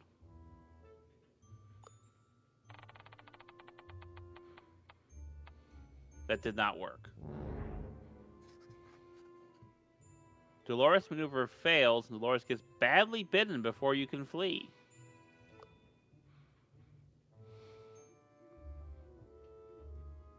Oh, that's terrible. It is a bummer. All right. But listen, you can't win all your rolls. Okay, this is the secret fort. We're gonna explore it. Right away, you're in for a nasty surprise. Cultists. Their leader seems to be a master alchemist herself. You come to disturb our secret occult fortress? You won't get past me. This is a 3-star encounter. It's the most difficult you've seen so far. All right. And look at these rewards. Okay. Oh, they are devious. They are devious. If I am friendly, do I have a way to be friendly? Yep, every one of your party members has. Okay. Again, everybody has a aggressive ability, a devious ability, and a friendly ability.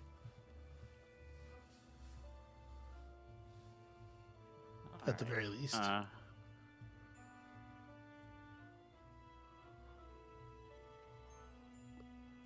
Okay, no. Okay, got it. All right.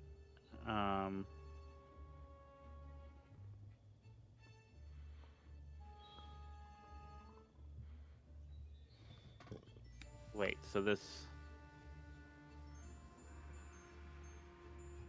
Okay, yeah.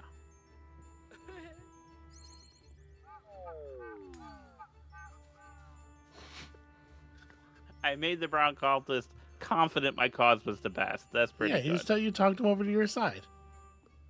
And so now the mood is persuasive. You have a bunch of extra speech defense. Yeah. Notice the status effect that she leaves on people with this lowers their speech defense, so it makes you more effective at continuing to speechify Okay. them.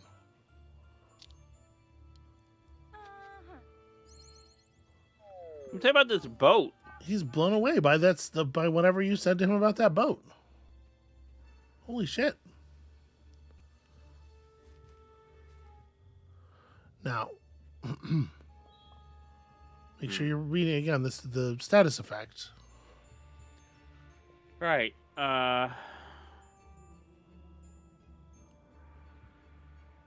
Becomes excited if it's probably plus 25% speech. Okay. Both you get plus 25% speech. They both will bestow the excited effect. So you have to be careful because, like, obviously, sometimes you want to hit an opponent with a friendly ability, but making opponents excited can be dangerous. If you're gonna tranquility, you can definitely hit all three of them with that. You don't need the health, but getting everybody into the excited state could be handy, right? All right. And again, it provides you a little bit of defense against negativity. Neither one of you were made terrified by that attack because you had some positive on you. Then that guy cracked you across the head, which has made you less excited to continue the encounter. Yeah, no, that makes sense. Okay.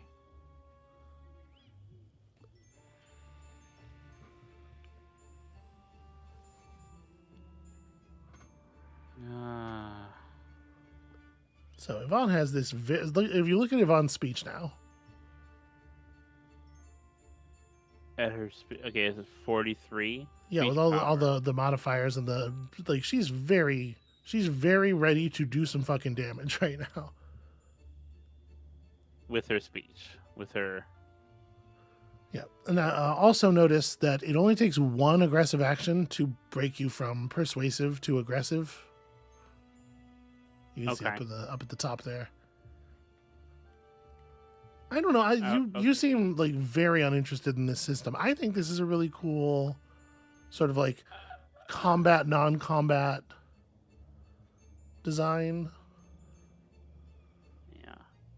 It's okay.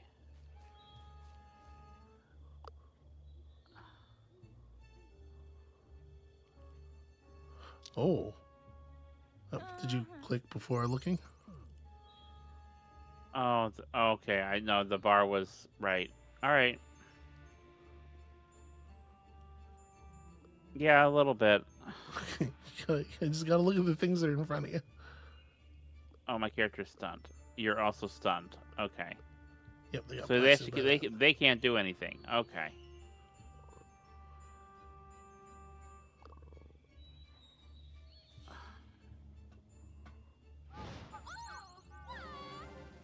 It's true, it is a little scary.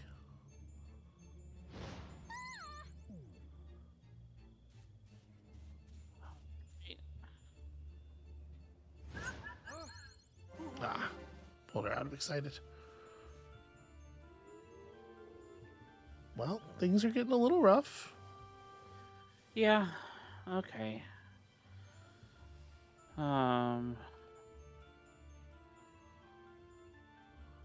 You know, I'm so hang on.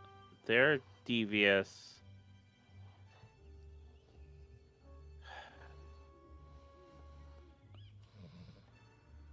I don't know what to do. I don't.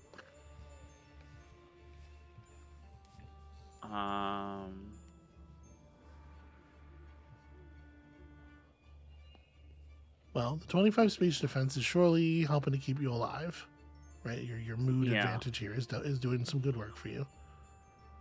Yvonne is powerful, but you got to make sure you're paying attention to your UI and not doing attacks that are not going to do anything. Right. this terrified effect, this is not such a big deal. You weren't going to hit anybody with that shovel anyway. So you can use your positive abilities to heal your party members. You know, let me start with that.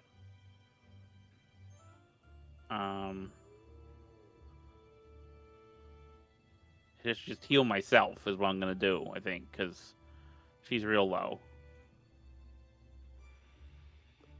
Or is that not? No, okay. It's people around me that I heal. Yeah, so you can have Dolores potentially heal her. Okay, hang on. Let me. I can't cancel. No, return to game. How do I? You don't have any abilities selected right now. Like, well, it seems like I did.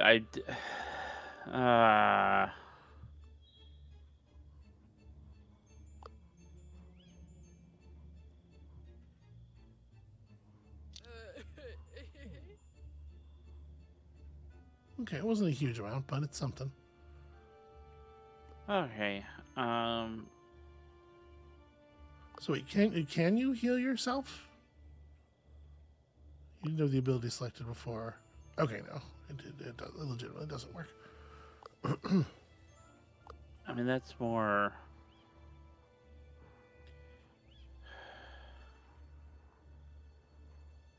It doesn't need to be right next to her, though. Yeah, how are you positioning? Like, tiles. There's definitely lots of bottlenecks and stuff here, so you can take advantage of the terrain to hopefully give you some protection.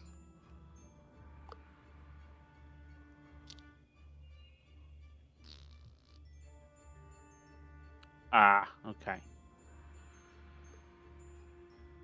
Well, you know what? This does damage, does aggro, so it pulls, so there's not going to attack her. That's true. It does have the aggro effect on it. You are like a baby sloth being hung by its diaper? Is that iconography was not the clearest to me. In any case, it seems to have worked. She's real mad about it.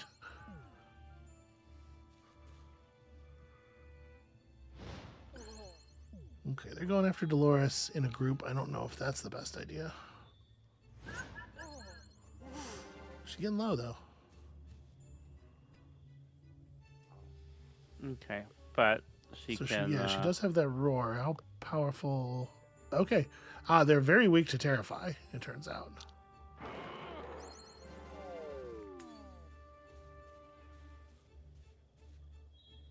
Okay, so you swapped over to Tense, so now the mood is plus 25% power for devious ability, or for friendly abilities.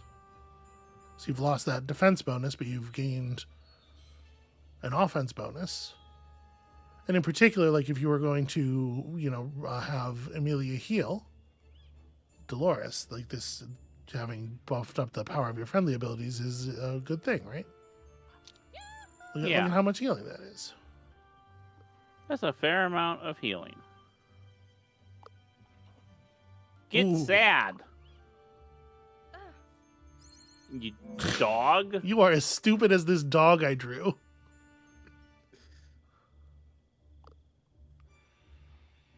Yeah, the sadden is definitely good because the sadden is lowering her speech power. So she's not able to bomb you for as much. And I think Amelia's AoE heal should be coming off cooldown pretty soon. Yeah, I think so. Y'all could certainly use it. Yeah, look at that. Enough positivity to set everybody too excited.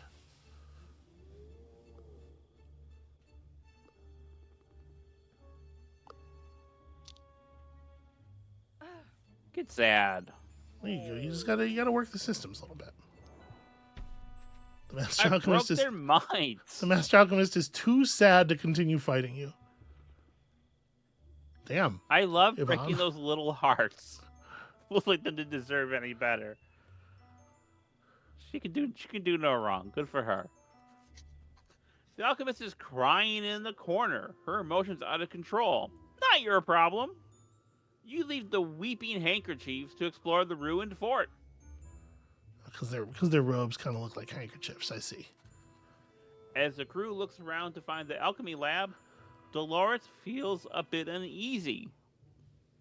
Slightly scared, Dolores asks if Yvonne believes in alchemy and the powers of the occult.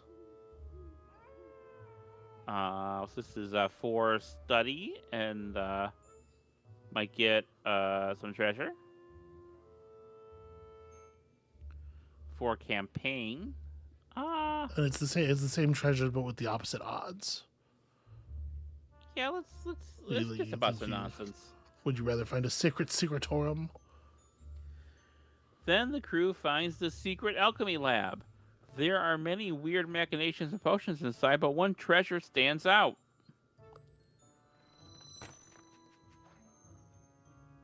The famous book of nonsense popular in the occult.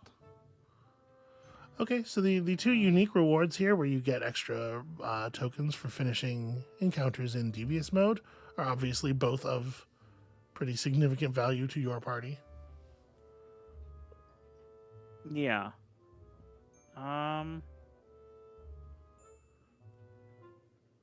Yeah, let's go with that one. An ancient copy of the occult masterpiece, a great find. With the fort explored and the secrets unveiled, the expedition can safely be called a success. Back to London.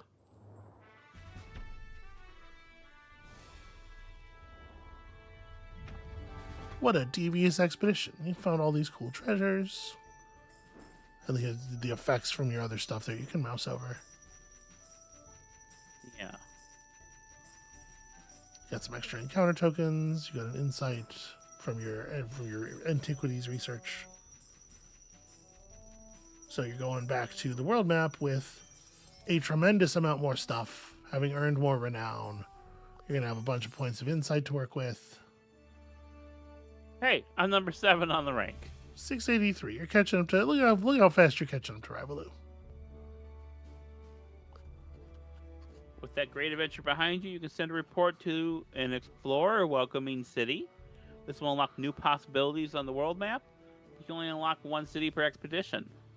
Later expeditions might add new options. To who are you going to send your report? Entourage Hall in Constantinople and a Moss Trinket Shop. Yeah, equipment shop in New Orleans and yeah, you're gonna get a good shop and a weak shop, and you determine which one is the good shop. You have a lot of status, so probably the Entourage Hall plays better with all the green resources. Yeah. Salam, brave explorer. The Sultan has learned about your recent quest and is impressed by your bravery. Manny Sultan would like to invite you to the Topkapi Palace to recruit an entourage among the Ottoman elite. Regards, Grand Vizier Ibrahim Isbat. So yeah, you can see that you've unlocked some new shop buttons, and you have the resources and whatever. Yeah. And it will continue scaling like this, such that if you have a good 5 expeditions, you can totally beat 2,500 renown. Okay. Yeah. So I think I got the. Are you feeling any different about it now with the second expedition behind you? Not. Just gonna go ahead and take us back to the cave here. Yeah. Sorry. It's not. Again, it's not anything particularly. I just didn't care for it as much for whatever reason. And I'm trying to figure out how to. I need to get better at explaining why it is something leaves me kind of a little cold. If I really hate something, I can explain why I hate it. If I really love something, I can tell you why I love it. But when it's just kind of there, it's hard for me to explain why. For me, it feels like that. But thank you for sharing it with me. I appreciate that.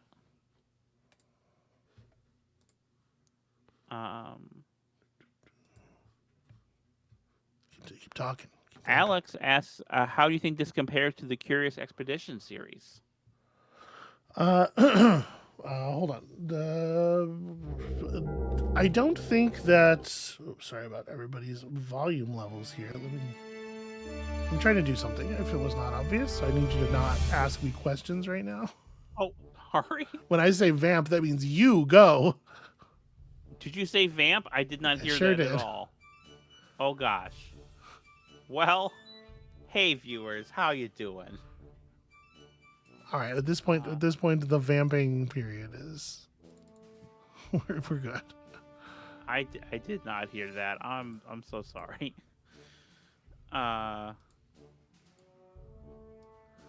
Okay, so I'm gonna pull this up. I'm gonna feed this to you.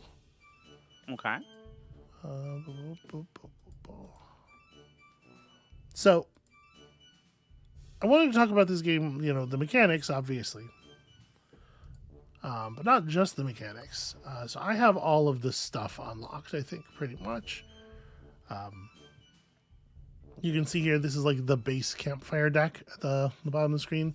And when you select different crew members, in addition to, you know, them having their perks and their whatevers, as you play with crew members, you unlock unique cards that they add to your campfire deck,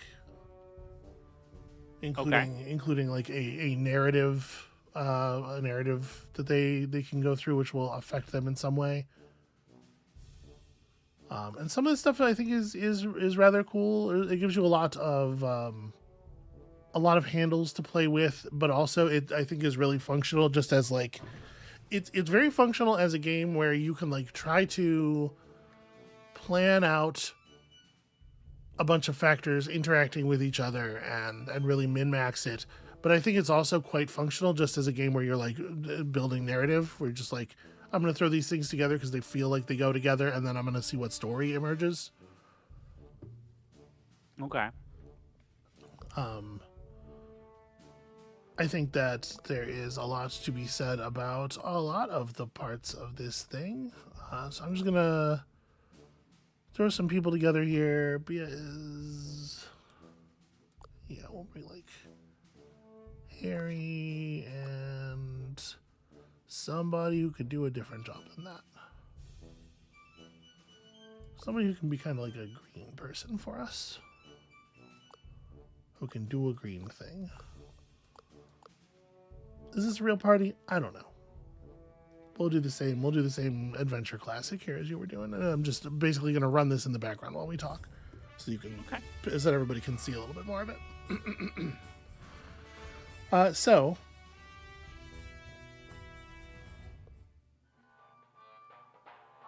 I was kind of hoping when I asked you about it, I was kind of hoping for a little bit more talk about it and a little bit less.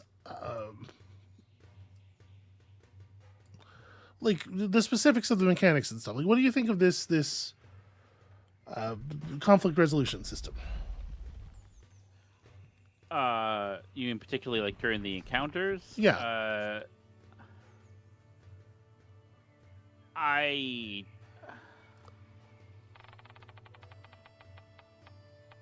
It certainly is ornate. It has the rock paper scissors thing going on. It has like these different considerations, and it's just a little much for me. You know, it's not the kind of juice I want from a combat system as much, and it's I don't know. I've never really I've always kind of bounced off of the kind of the combat systems where there are like 3 or more different states that are vulnerable to or counter each other, and I don't know why it is that I bounced off of that. But like I never tried or got into something like Pokemon, because like I don't like what type's weak against what other type, and it's not appealing to me for whatever reason. I think it's probably very well designed. It's just not something that my brain is able to grab onto as much. So like here we have an event about a crew arrives at an open theater and the villagers are trying to put a play together, but oh no, one of their actors is sick, and because I have the woman who wants to be in show business in my party, she blocks everybody else out. Nobody else is allowed to attempt it. She insists on doing the thing. She's very good at it, so it's fine. And I probably would have picked her anyway, but That's cute. But she forces her way in, and it gives her a boost to speech because she's so excited about doing the thing, and one of those little character moments I was talking about. Yeah, for my encounter with the combat systems, the animation and like the kind of dialogue, the description of what's happening is really charming. I wish I enjoyed it more mechanically because, like, how it pans out is quite cute and funny, and there's a lot of care obviously put into this.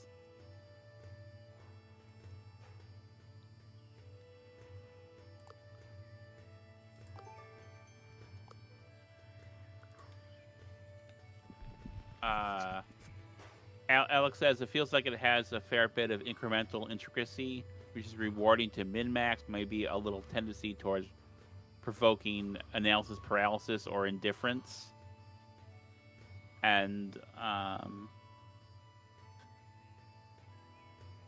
yeah, I kind of found myself like I'm not saying not knowing what to do, but like not being as engaged with, which way I want to do it the way I am with some other combat systems, I guess.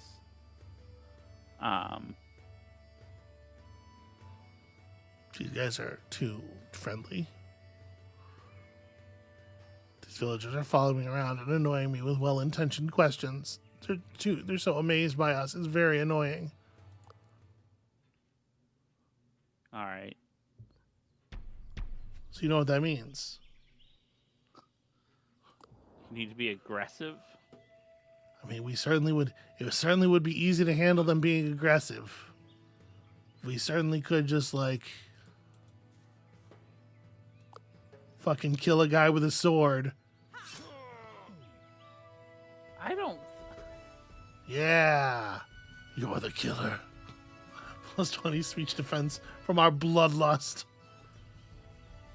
Harry, I'm gonna need you to shoot this man dead with your gun.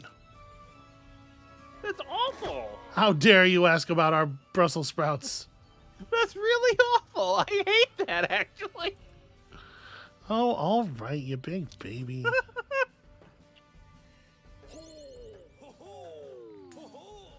There we go. He stops resisting. He's very excited. He stopped resisting. Everything's fine.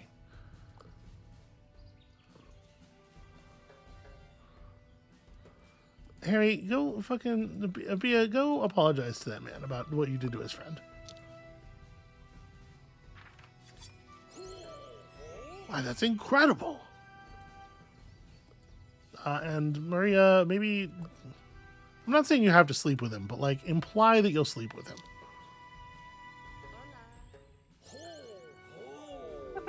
Amazingly alert. He does not wish to stop you. No. Pleasant. Everyone's nice. It's fine. Everything's fine. Everything's fine. Nobody asked where the third guy is. Everything's fine. In a kind but firm manner, you explain to them that you have to leave now. Once Bia gives them some foreign candy, they thank you wholeheartedly and go away. The crew proceeds with the expedition. And so, okay, I'm not trying to hammer on you here. Right. But yeah, the thing, your like absolute disinterest in engaging makes it really hard to ask like the kinds of questions that I had prepped. Because I wanted to talk to you about like a conflict resolution system that, you know, goes out of its way to be non-combative, to make non-combat a huge part of the system. And in fact, like Yeah. the aggressive attacks don't have anything like, you know, comparable to the emotion system where you're placing these different debuffs on the enemies. Like when you attack somebody, you just hit them for damage, right? But a combat system that a conflict resolution system that goes so far out of its way to be like, hey, you could just like talk it down, right? But then where it represents all of the speech options in exactly the same way as shooting someone with a gun, right? I shot him with my seduction beam and it destroyed his HP, and that's why the encounter's over. Yeah, so in that sense, it's not really very different. You know, there's something that I Yeah, that would be like an interesting conversation to have, right? If somebody like gave a shit at all about. Hey. Hooray, free supplies. I mean, what was the game? What is the game where you have the two decks and one is for combat and one is for conversation? Griftlands. So, you know, in Griftlands it does represent that kind of conversational approach as another kind of combat, but is a different enough kind of combat with the different arguments and the arguments supporting each other and having to deal with those effects circling around you, that it feels like a different thing than a straightforward fight, right? Yeah. And so I would say if this I might argue critically, the outcome is different. Well, that as well, right? Yeah. When you talk somebody down here in this game or whatever, like they just disappear. In Griftlands, a killed guy is dead. He is gone from the world, and because you are in the same place, operating in the same place for several days, and because the characters have an interrelationship with each other, a person being dead has immediate effect in that they are no longer part of your story, and that creates a mechanical hole, but also in the sense that other people in the world have feelings about that. Yeah. So whereas here it's all just kind of like, you know, that guy vanished and there are no consequences no matter what I did. Nobody is going to get upset about the fact that I shot a man to death in front of his friends and then let them go. Right. And that's a. So I think part of it wasn't me trying not to engage whatever, because I was trying.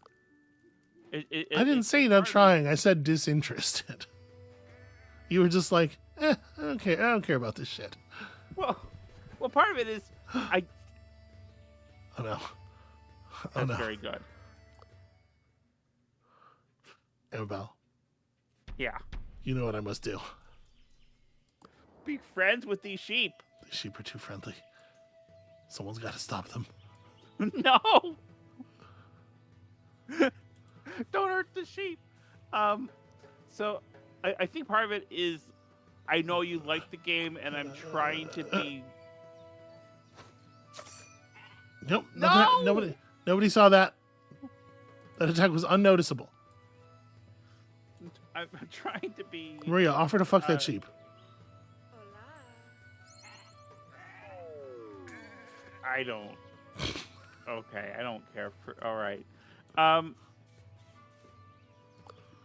You know, I'm trying not to be like overtly negative, but I do think the fact that it's just a different kind of like it's a kind of spell, it's a kind of magic system or something. Yeah. And I think that sucks. Yeah. Okay. At least that's like an opinion. Yeah. Thanks. Yeah. Well,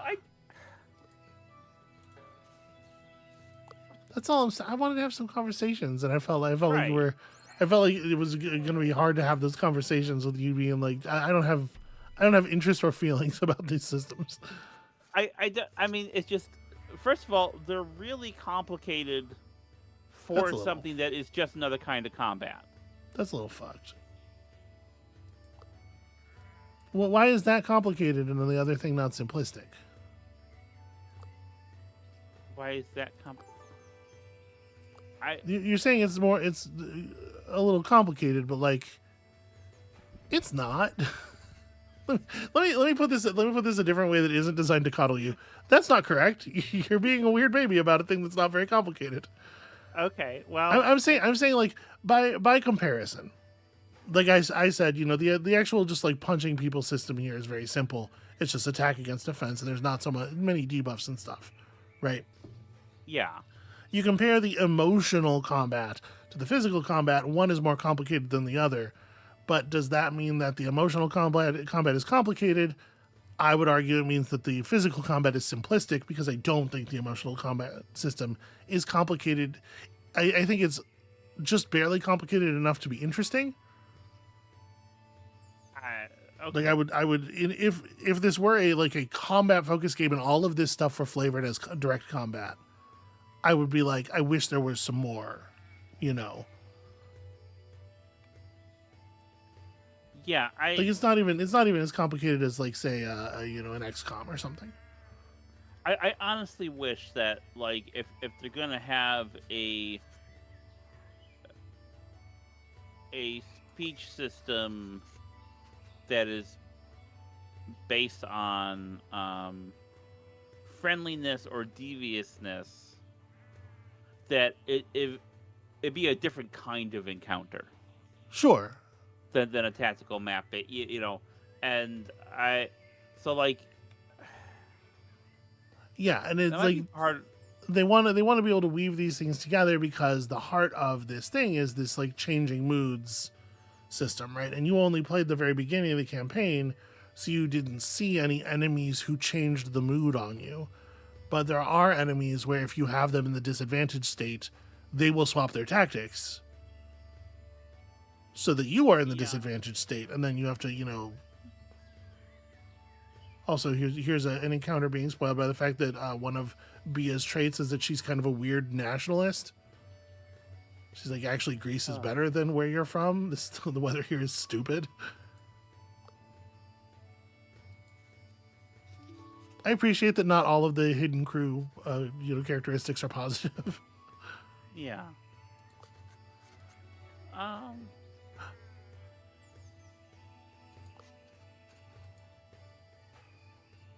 Let's look carefully for some. Well, I love bones. You do love bones. But I found a helmet. That's not as good as bones. Hey, an accurate Viking helmet. Is That's it? pretty good. Yeah, because they didn't have horns. That kind of Okay, helmet. literally all you mean by that is that this one doesn't have horns on it. That's Well, fine. no, but also that kind of nose guard thing, like that Okay. is a very classical Viking design of this period, of like the end of the Viking Age period. Okay, so I'm teasing you a little bit, and I do apologize, but like, what do you think of? Wow, just really wanna fuck up Tommy, huh? But what do you like?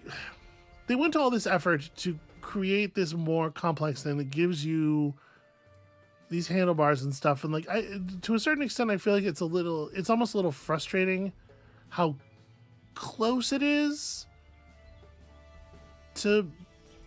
Okay, I can see that. Yeah, like it doesn't work for me, and some of the ways it doesn't work for me is the ways where it still just feels like a combat, you know. But see, here's a good I think mechanically interesting setup. I want to get our enemies here. I'm strongly incentivized to finish this aggressive. My party's good at aggressive.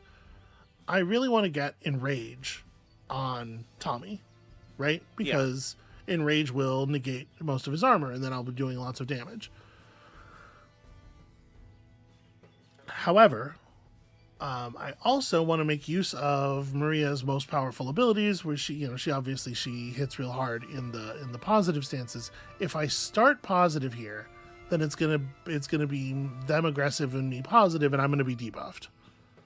So I'm trying to figure out how do I weave these abilities around such that I am in the devious strategy during their turn for the defense bonus that it confers while they're aggressive, but also able to do my actual attacks and also able to get to swing Maria's thing out. And I think it looks like I think we prefer to hit you. We put the devious down first because it takes a couple of ticks to blow stuff up, right? Then Yeah. this has a melee range.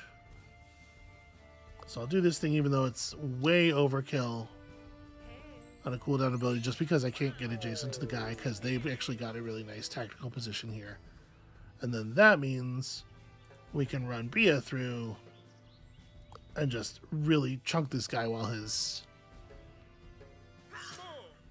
armor is down and still be in the plus 25% dodge state, right? All right, because those little bars, right? Yeah, this. And hey, look at that! Rewarded. Yeah. Oh shit! That's not very nice.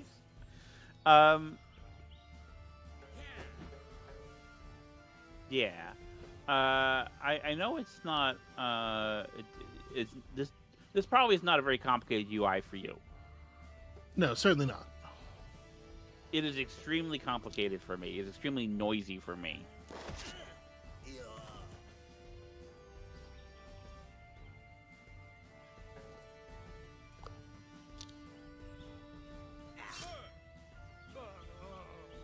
Easy. Look, I killed your boss. Everybody fuck off. He's so impressed he died from it. You're strong. Pretty impressive. I gotta go to the hospital, presumably.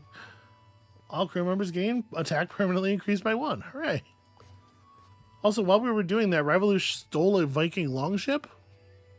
I'm not sure. Do you have a big winch or...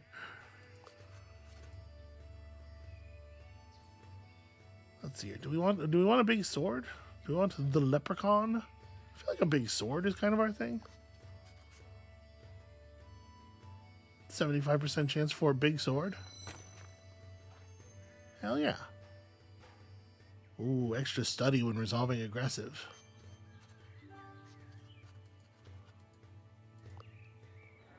So yeah, like I think there's I really like a lot of what's going on here in theory. And I find, like you said, the aesthetics and everything, like the game is incredibly charming. Yeah. And I do it's a little frustrating how this combat system is still a combat system, even though it's trying very hard not to be. And you can argue a lot, I think, about like the abstraction that hit points represents in the first place, right? The degree of like, because it doesn't mean physical wounding, and any system that has hit points in it will tell you straight up, this is like tiredness and mood, and it does represent the fact that you get worn down physically over time, but also a lot of other stuff. But yeah, you want to see more differentiation for sure. I would almost want to see like a numerical combat system contrasted with something that is like purely spatial, for example, but something that's like a radically different approach to it, to represent a different approach you're taking and a different skill set. And I just, it's a tricky thing. A lot of games default to the hit point paradigm because it's very useful and familiar. Yeah. There was a game, board game called Origins of World War II that was designed by Jim Dunnigan, who is a war game designer, and he designed a game about the different diplomatic interactions before World War II. And how that worked is that everyone had diplomatic combat factors that you compared to get a ratio, and then you rolled, and if you rolled good enough, then you persuaded them to be your ally. And it's just a regular combat system with the word diplomatic put in front of it, and it doesn't work at all. It doesn't feel like politicking or alliance building at all. and I think I don't know. I think it's important that the thing, you want to have that sense of verisimilitude where the thing feels like the thing that you're doing. I'm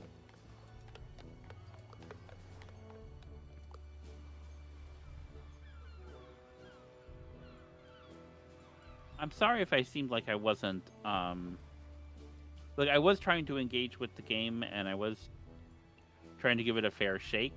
I think that part of it is I didn't want to be like super negative on the stream, and maybe that made me a little more mealy mouthed. Okay. As far as like how I was feeling about the combat system, it seemed like it was better to just say, yeah, it's not for me, than to go into like the specifics of why that. You know, I know that's why I'm here. I understand it. I understand that I maybe did a substandard job there, and I apologize. It's just I also was. I'm very aware, from having done a couple of vampire episodes lately, of how negative I can be when I'm not enjoying a combat system, or not enjoying systems that's supposed to be alternatives to combat. So, well, that's a very different problem in Vampire, right? Where the problem is that they just didn't implement the other system at all. Like, it's right there. It's right there, and they don't use it for for reasons. But yeah. But I'm really glad you shared this with me. Again, I don't think that this studio is, from what little I've played, which is this and Reyes. I don't think these are my kind of games. Well, that's a deeply cowardly answer. No, I know. It's like I wanted to talk to you about the combat system in general. I also wanted to talk to you about, like, I don't want to be the person who always goes back to this well, but like, so people have talked about. I'm looking to chat a little bit. People have mentioned comparing this to the series The Curious Expedition a couple of times already. They came out sort of within shouting distance of each other, and I did play this and Curious Expedition 1 on the channel. And they're both very, like, very age of colonialism, gung-ho. Yeah. Right? And they both try to sort of stand it off in different ways, right? Like, you would never... It would be hard to say that this game is, like, yay colonial powers, right? Yeah. This game, like, you're meeting people and you're taking treasures from their lands. You are, but you usually start in, like, England, and the interactions you have with people are not necessarily like rolling over with our gunboats and taking all their shit. You are helping them in many cases, and they try to make it okay. Sometimes in ways that leave the whole of the thing, like, utterly baffling. In an attempt to be kind of, like, cool about it and inclusive and stuff, the Curious Expedition has a wild roster of characters that you can use as your, like, starting person. To the point that if I'm going to look something up real quick because I don't want to say something out of pocket that turns out to be wrong. But if I remember correctly, Curious Expedition characters, like, you can have a what is effectively an expedition into the Dark Continent to steal the shit that lies therein. Be led by, like, Harriet Tubman or Marcus Garvey. I don't. And what the fuck? No, you can't do it. Is sorry, that what the fuck are you doing? Is that better? Because it feels less. It feels less better to me. Right, yeah. Right, and like the roster of characters is like Charles Darwin. Okay, right. Richard Francis Burton, and then it very quickly goes into, like, Amelia Earhart. H.P. Lovecraft, Ada Lovelace. What if Crowley? What if Crowley? But also, maybe you don't want to play Crowley today, and instead you play Harriet Tubman, and it's kind of like it's all they've almost fired their guns backwards. It feels like, right? Yeah, no, that's insane. And so this game benefits from a lot more sort of fictionalization, and obviously, like the stuff that happens in the Curious Expedition is straight up magic temples and teleporting around. It doesn't represent any real place or real people, but the people that it represents do look like certain people. Yeah. And I didn't play the second game because by the time the second game came out, I was way more alert to this sort of thing, and I was pretty uncomfortable with it. And the second game does go to, I think, greater efforts even to try to sand off the offensive parts. But like, if you sand all the offensive parts off the colonialist fantasy of getting to go to people's homes and take their shit and bring it back and be like, look at this shit I found. Even if you did it 100% successfully, isn't that worse in a way? Were you just like completely whitewashing this really horrible thing? Yeah.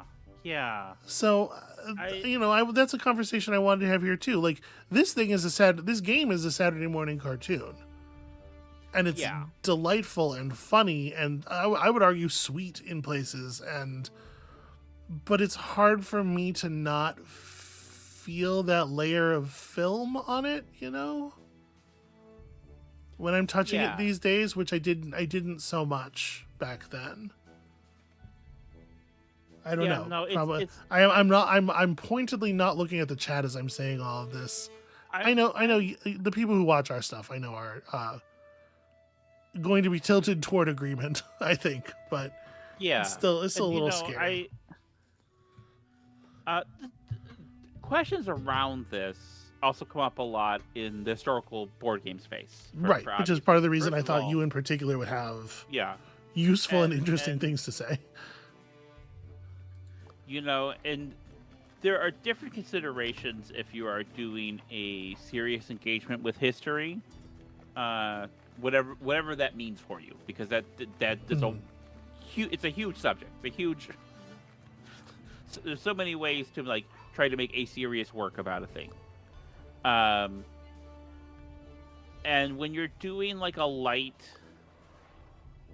thing like this, you're trying to do this kind of adventure stuff, like. Yeah, I feel like there's a danger of sanitizing it. You also don't want to like represent it without awareness of where your pitfalls are. I'm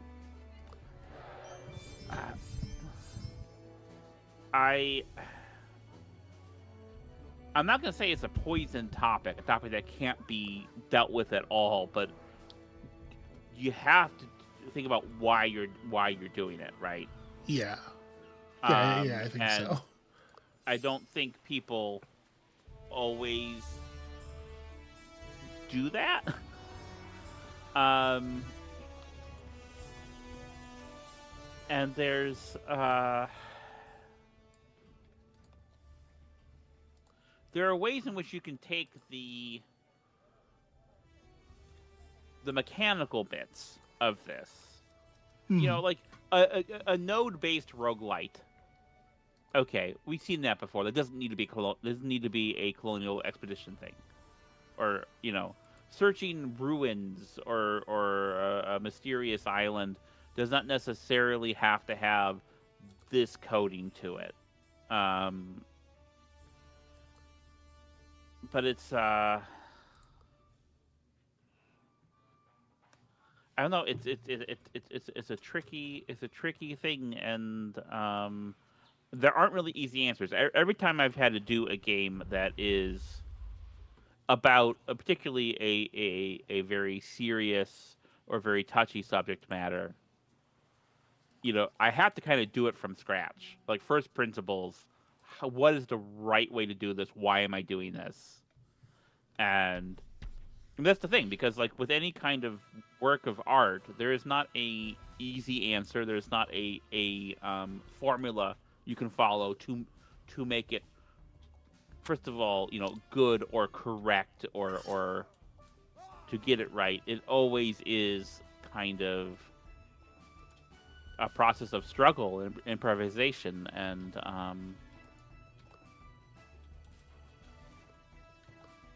yeah, there are a lot of pitfalls, and there's a lot of ways in which this is charming, but like, I'll say I probably, the closer it is to being in Europe, the less weird I feel about it.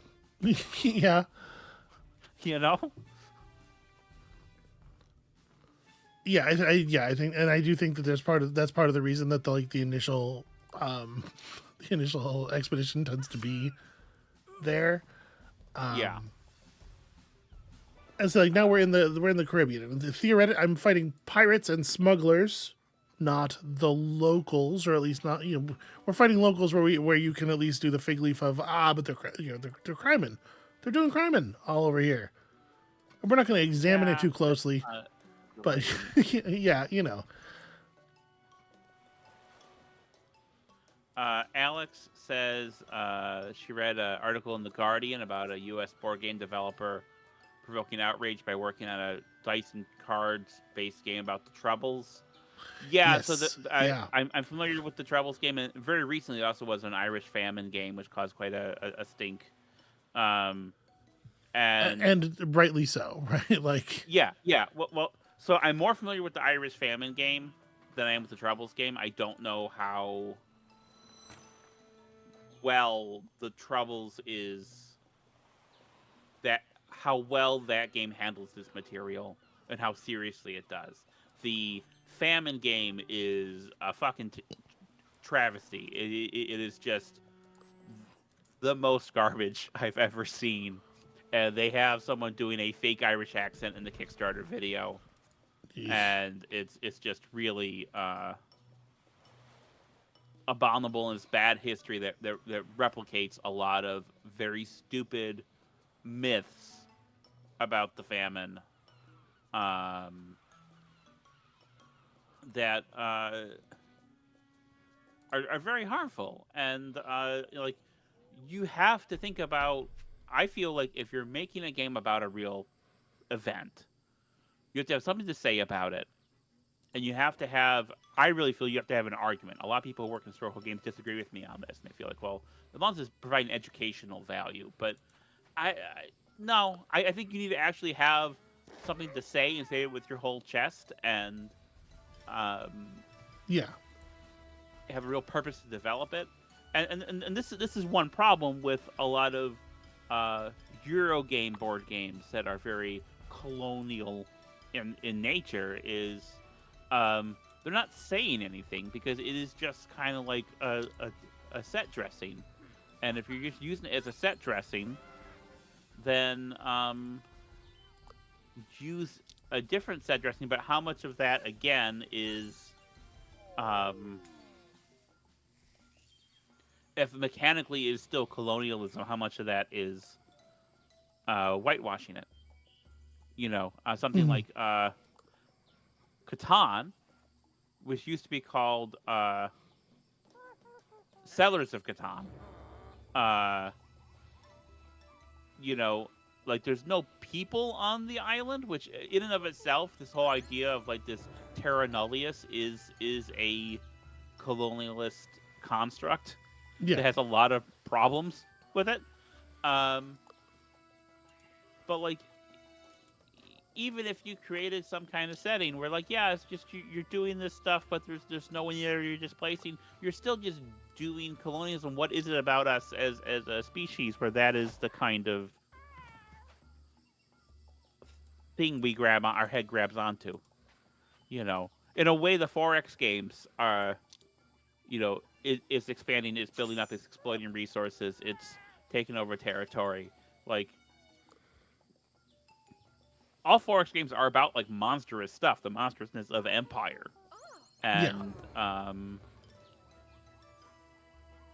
I mean, I think the ones that are at Empire scale, with a lot of Yeah. the sci-fi ones where you can package it as being the actions of an individual group of people over a period of a couple of years, right? Like a game of Endless Legend takes place over in depending on how you want to read the time scale, right? There's like 5 winters.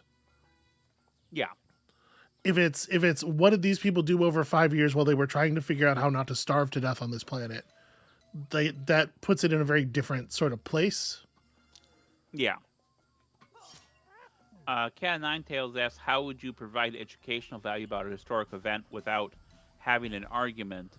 And Alex says, well, quite. And like a lot of people who say they're doing that, what they're doing is having a lot of trivia about the event. Yep. Represented on like card text and whatnot. So you Yeah, have, like, little factoids. The civilization approach where Yeah.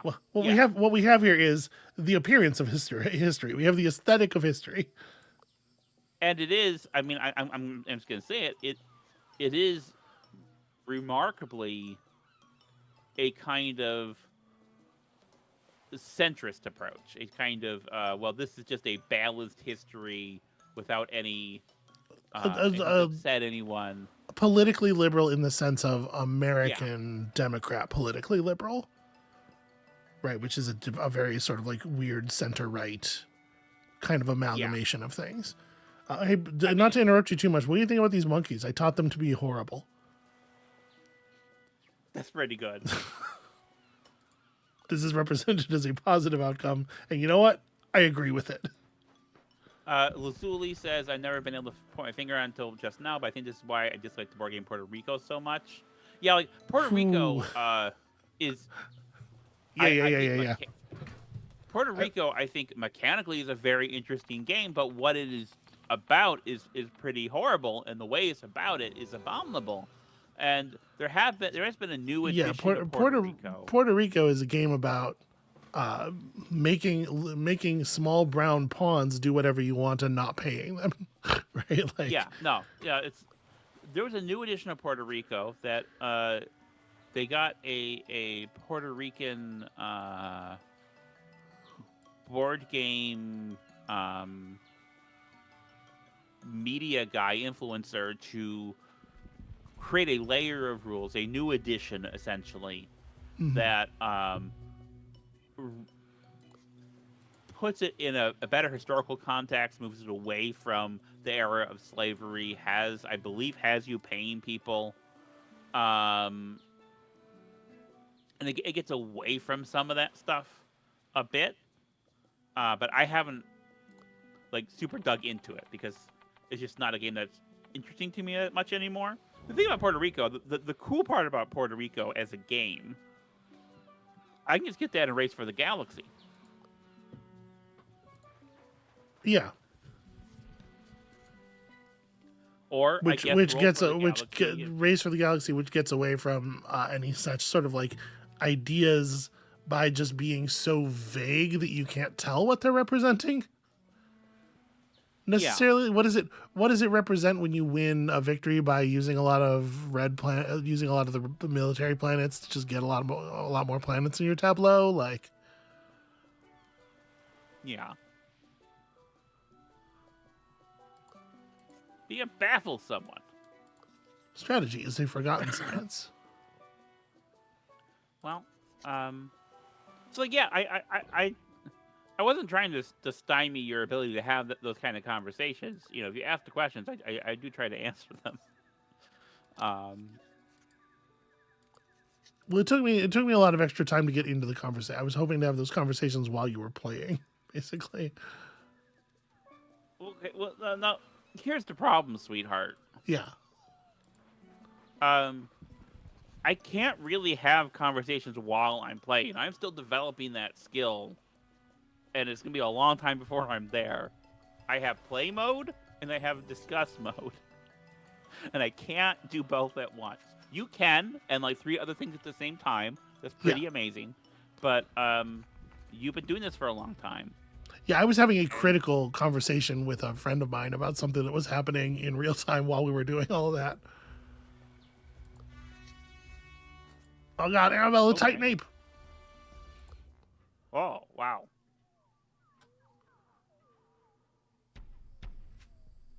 Oh man, look at this. Look at this. We can subdue the Titan ape. Or befriend? Question mark? Alex asked about the coin games, like the coin series games. They're not my favorite. They are trying to do some historical simulation stuff, but they do feel.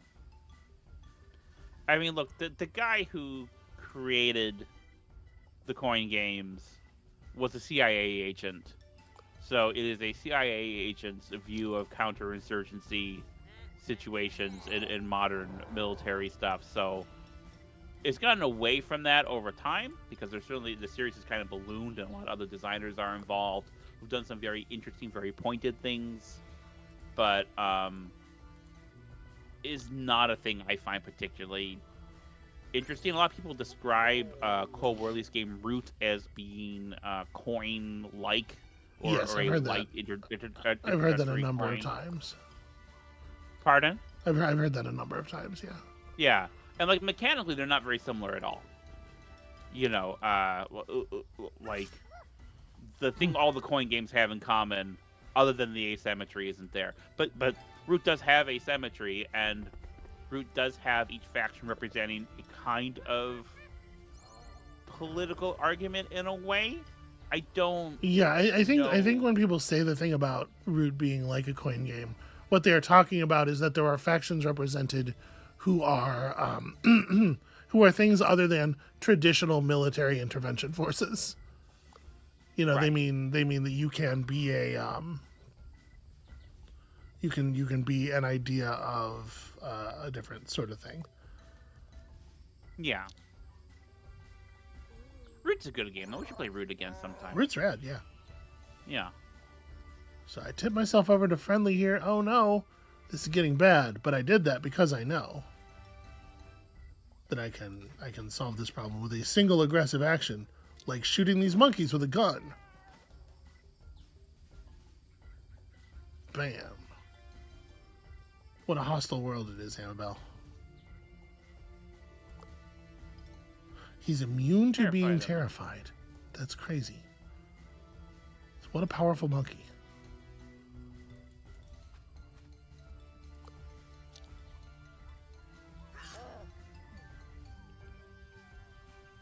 So anyway, we're finishing this monkey thing before we call the stream. I hope that was clear.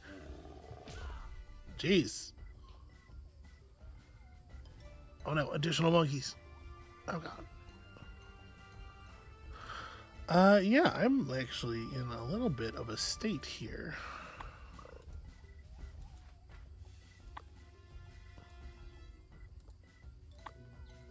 Oh, idiot. Does it... Oh, because of the irregularity in the tiles, I'm not actually within 2 tiles of you right now.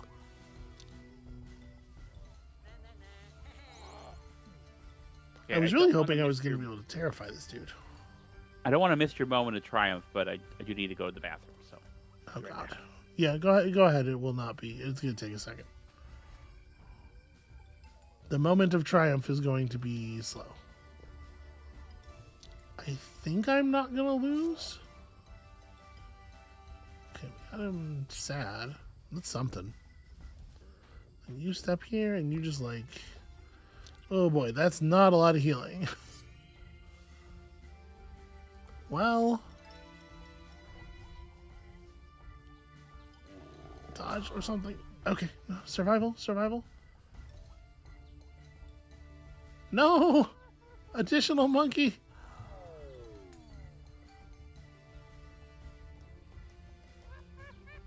Additional monkey has done a terrible thing to us here. And now we're terrified, and that's no good. Pull a fainted teammate back into the fray. Does this give you a turn this round? Yes, it spends her turn, but it gives you a turn. Okay, so what we got to do here... We have bonus hostile damage, so we need to... God damn it. We need to hit this in rage. critically reducing the monkey's armor. Amabel has returned to And the then stream. we had just enough damage. Take this, monkey. That was You close. showed that monkey who was the boss. We actually had somebody went down. I lost a resolve. Oh. The Titan is broken and defeated. Do we feel good about this? You capture the ape with relative ease. Now that it's unable to defend itself properly, this ape will be the central attraction in zoos and circuses all over the world. No, that's awful. The amazing Titan. Yeah, so it's not great. No. I don't know. The game comes across pretty neutral on that. I feel like doesn't really make a what do you call it? Doesn't really make a big deal of it.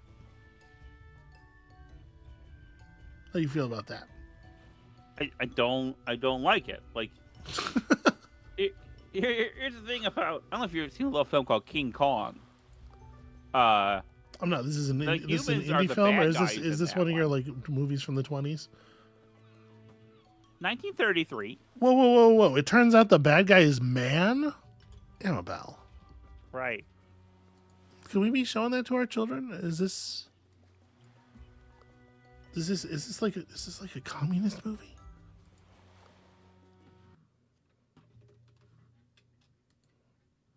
I don't want to have to call my buddy John Huack. The history, right? Huack was a guy, right? That's pretty good, sweetie. That's Thank pretty you. good. I felt the need to slip the explainer in there because as soon as I said it, I was like, I don't know, that might be too stupid to parse.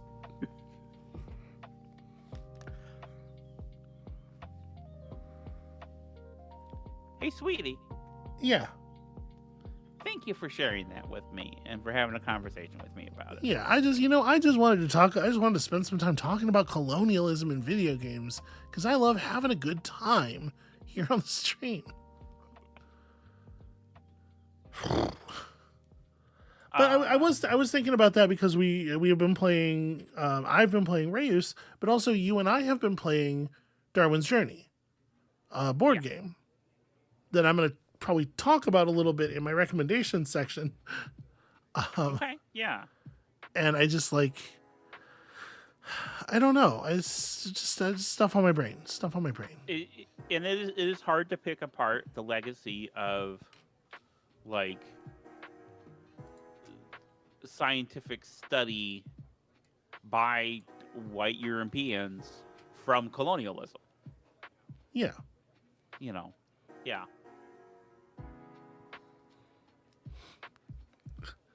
I still kind of can't. So hold on a second. One thing I do want to talk about. One more thing that I do want to talk about. Curious Machine is made by, or Curious Expedition is made by a studio called Maschinenmensch, Okay. which might suggest to you that they are not Americans. Yeah. Right? I believe Maschinenmensch is a German studio, and the Abbey. I think the Abbey Games is French. I believe, or they might be from the Netherlands. I want to say they're French. So both of these games made by non-American studios, and I don't want to say like Americans have a I don't want to say that Americans have a particular flavor when talking about colonialism, but I do kind of think that when Americans make a thing and there's colonialism, I do think that it has a different texture than when Europeans make a thing and it has colonialism in it. Do you think the American texture is different than, say, a British texture? Yeah. Okay. Yeah. Abbey Games are Dutch, is what Cat Nine Tails is saying. Okay. The guy who's on one of the Abbey Games guys, I've like had a conversation or two with, and I think that dude speaks French for sure, but that might be where my idea that they're French came from. Yeah, I do think there's a difference. It feels different to me, and it might be a thing that's like only perceptible from the American position, or it might be a thing that I'm imagining. And that's certainly not to say that I think Americans are like more careful or more thoughtful about it, but that it feels different. I don't know. Anyway, so I do think these to some extent I'm almost more. I hate to say that I'm almost more inclined to cut them a little less slack, because it's like, hey, you guys were the ones who were come on. You should be especially aware. Yeah. Which is not to say that the Americans never went to a continent and took things of import. No, we definitely did. Yeah, But, no, we definitely did that. Mostly, a lot more humans in our case than the... Anyway, fun times. Hey, everybody, this is Phase 3. Welcome to Phase 3, the fun part of the stream. I hope you all had fun during Phase 2, where first I talked about math, and then I talked about colonialism, and when Amabel tried not to care about it, I made it a big, weird deal that made everyone uncomfortable. Ooh, what an afternoon. To care about it. I was What an trying afternoon. To care about it. Amabel, did you hear the words that I just said? I was blaming, but all of that was aimed at me. How are you getting upset for me? Be nice to you. You know what? People seem to have a good time watching us, I think. All right, people seem to have a good time. That's good, at least. And one more thing off of my ancient list of stream ideas. Yeah, and Fake Alex Blue says, I don't know that anyone really has clean hands in this. No, I get what you're saying. I'm not trying to say that anybody's doing it right, certainly. Yeah. It's just... Anyway.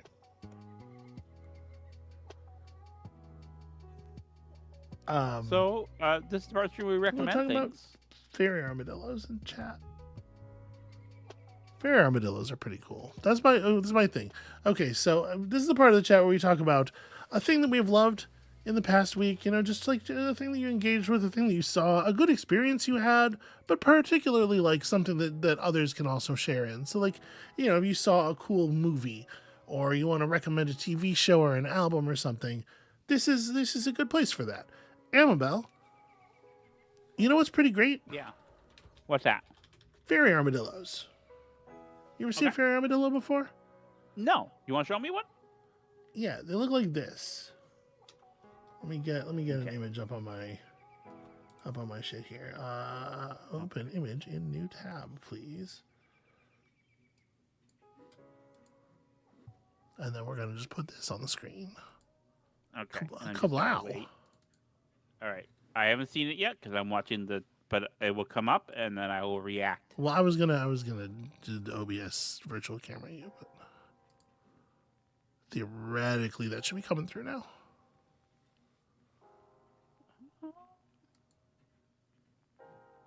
Or by now it's visible on the stream. Here's the thing oh about my goodness. What an adorable Here's the thing about a fairy armadillo. They're just they're cute. I don't know. They're probably like many other armadillos, actually kind of like horrifying creatures. Armadillos can carry like leprosy. Just walk around with it. Don't bother them none.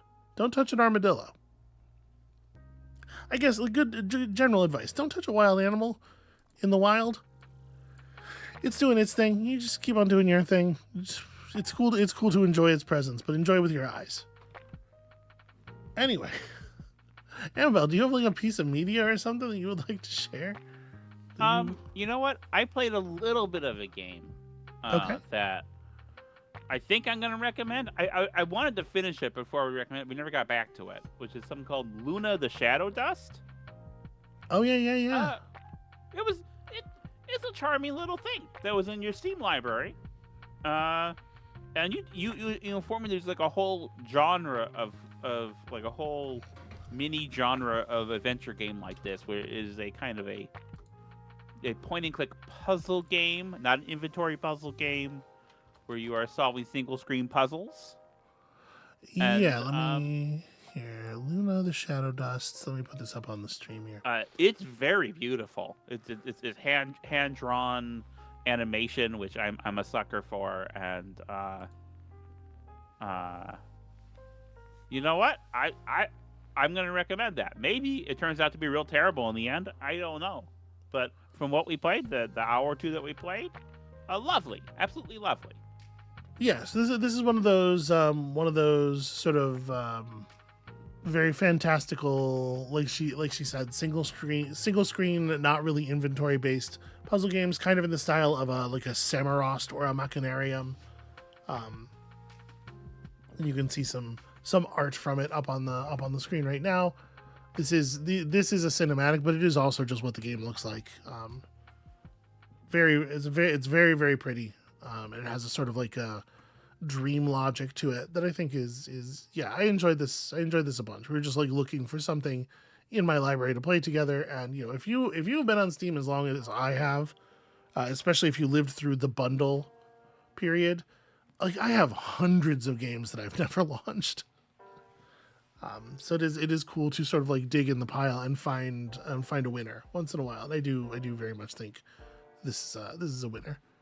Good call, Amabel. That's a good one. Thank you. Let's see what people are saying in chat. Tyrio says, I've been back on the dev side of MUDs lately. Text games are rad in general. You know what? I agree. Text adventure games are cool. According to Robin says, I've been really enjoying Dorohedoro. Dorohedoro? I don't know where the stress goes in that. It's a strange surrealist anime that I have heard the name of before, but I've never seen. I feel like that's good. Lana the Witch says, I have a recommendation. Food. Yo, that's a good recommendation. Food is good. I like food. I am actually like starving. Oh, I bet. Yeah. We're gonna figure that one out in a second here. Cornflake says, I finally started watching Hell of a Boss. It is indeed enjoyable. I've heard a lot of good things. You know what? I enjoy it more or less. There's some parts where I roll my eyes, but it's the animation quality is a lot of fun, and it's very horny. So like, thumbs up. That's nice. Thumbs up. Good. It's nice. It's nice to have art that can just be like honestly horny. BVDDH says, I will, as always, recommend Path of Exile. They're doing an event right now where they swapped out all the classes for weird new ones. That sounds like a cool, weird thing. I wish developers would take big, weird swings with their shit more often. Cornflake says, Hello Boss is pretty gay, in case you needed any further recommendation toward it. Fake Alex Blue, I read Persephone Station this week, a queer space opera action movie. Book. It's a book, but it's your action movie vibes. I'm guessing. About resistance on a colonial outpost. Very much a story of power, solidarity, and survival. That sounds cool. I don't think I've heard of that. Persephone Station. No, I haven't either. Harry is Gamer says, Hi, I've enjoyed your playthroughs of various games, mostly Rain World, Alan Wake 2, and Blueprints. Thank you very much. That's kind of you to say. A thing I have. So I remember last week I said I thought I'd forgotten something. Yeah. I had forgotten. There's just been some real good video essays lately. And I keep forgetting to mention the video essays that I saw that I liked in the previous week. So Power Pack has a new one out that is about sort of like, it is about a specific game, but it is also about more broadly the topic of like obscenity and the way that like the Steam is sort of serving as gatekeeper over, what can be on the Steam store and what cannot be on the Steam store in a very inconsistent way, a way that is clearly not rules driven. I'm sure everybody heard about the horses debacle. Yeah. But yeah, if you're only loosely familiar with this stuff, of course, look into what is happening with the as well with the payment processors and the deplatforming of pornographers and sex workers. Even if you are not yourself a person who is into porn, even if you are not yourself a person who has use for internet sex workers, these people are the vanguard. These people are the first line of the Then They Came For poem when we're talking about media censorship and stuff. Like, Yeah. you have to watch out for your pornographers and sex workers. You have to take care of them. You have to make sure that they are loved and that there's enrichment in their enclosure.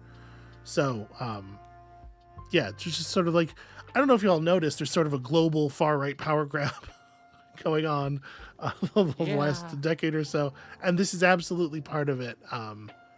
So yeah, good thing to be educated about, good thing to be on top of. This is what I was talking about here. Our friend Power Pack, who we love very much.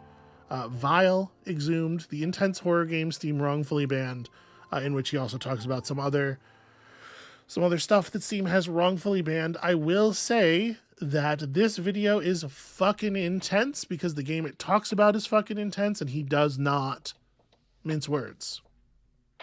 Yeah. This one gave me a tummy ache. I was a little sickened to my stomach by the content of Vile Exhumed, which is exactly the reaction they were going for, and I think it's well worth watching. Check it out. Also, Maggie May Fish did a real good one. This is something I forgot about a couple of weeks ago too. Maggie May Fish did a great video essay. Why aren't more true crime creators anti-cop? There's of course this is a thing. There's a version of on Nebula that is slightly more complete, of course. Shout outs to Nebula. If you're not familiar with Nebula, the video essay video service. Watch it there if you can, as always. Maggie May Fish, in general, big thumbs up. I still haven't gotten around to watching Amy's Dead End Dream House. I'm sure it's fucking great because everything she does is great.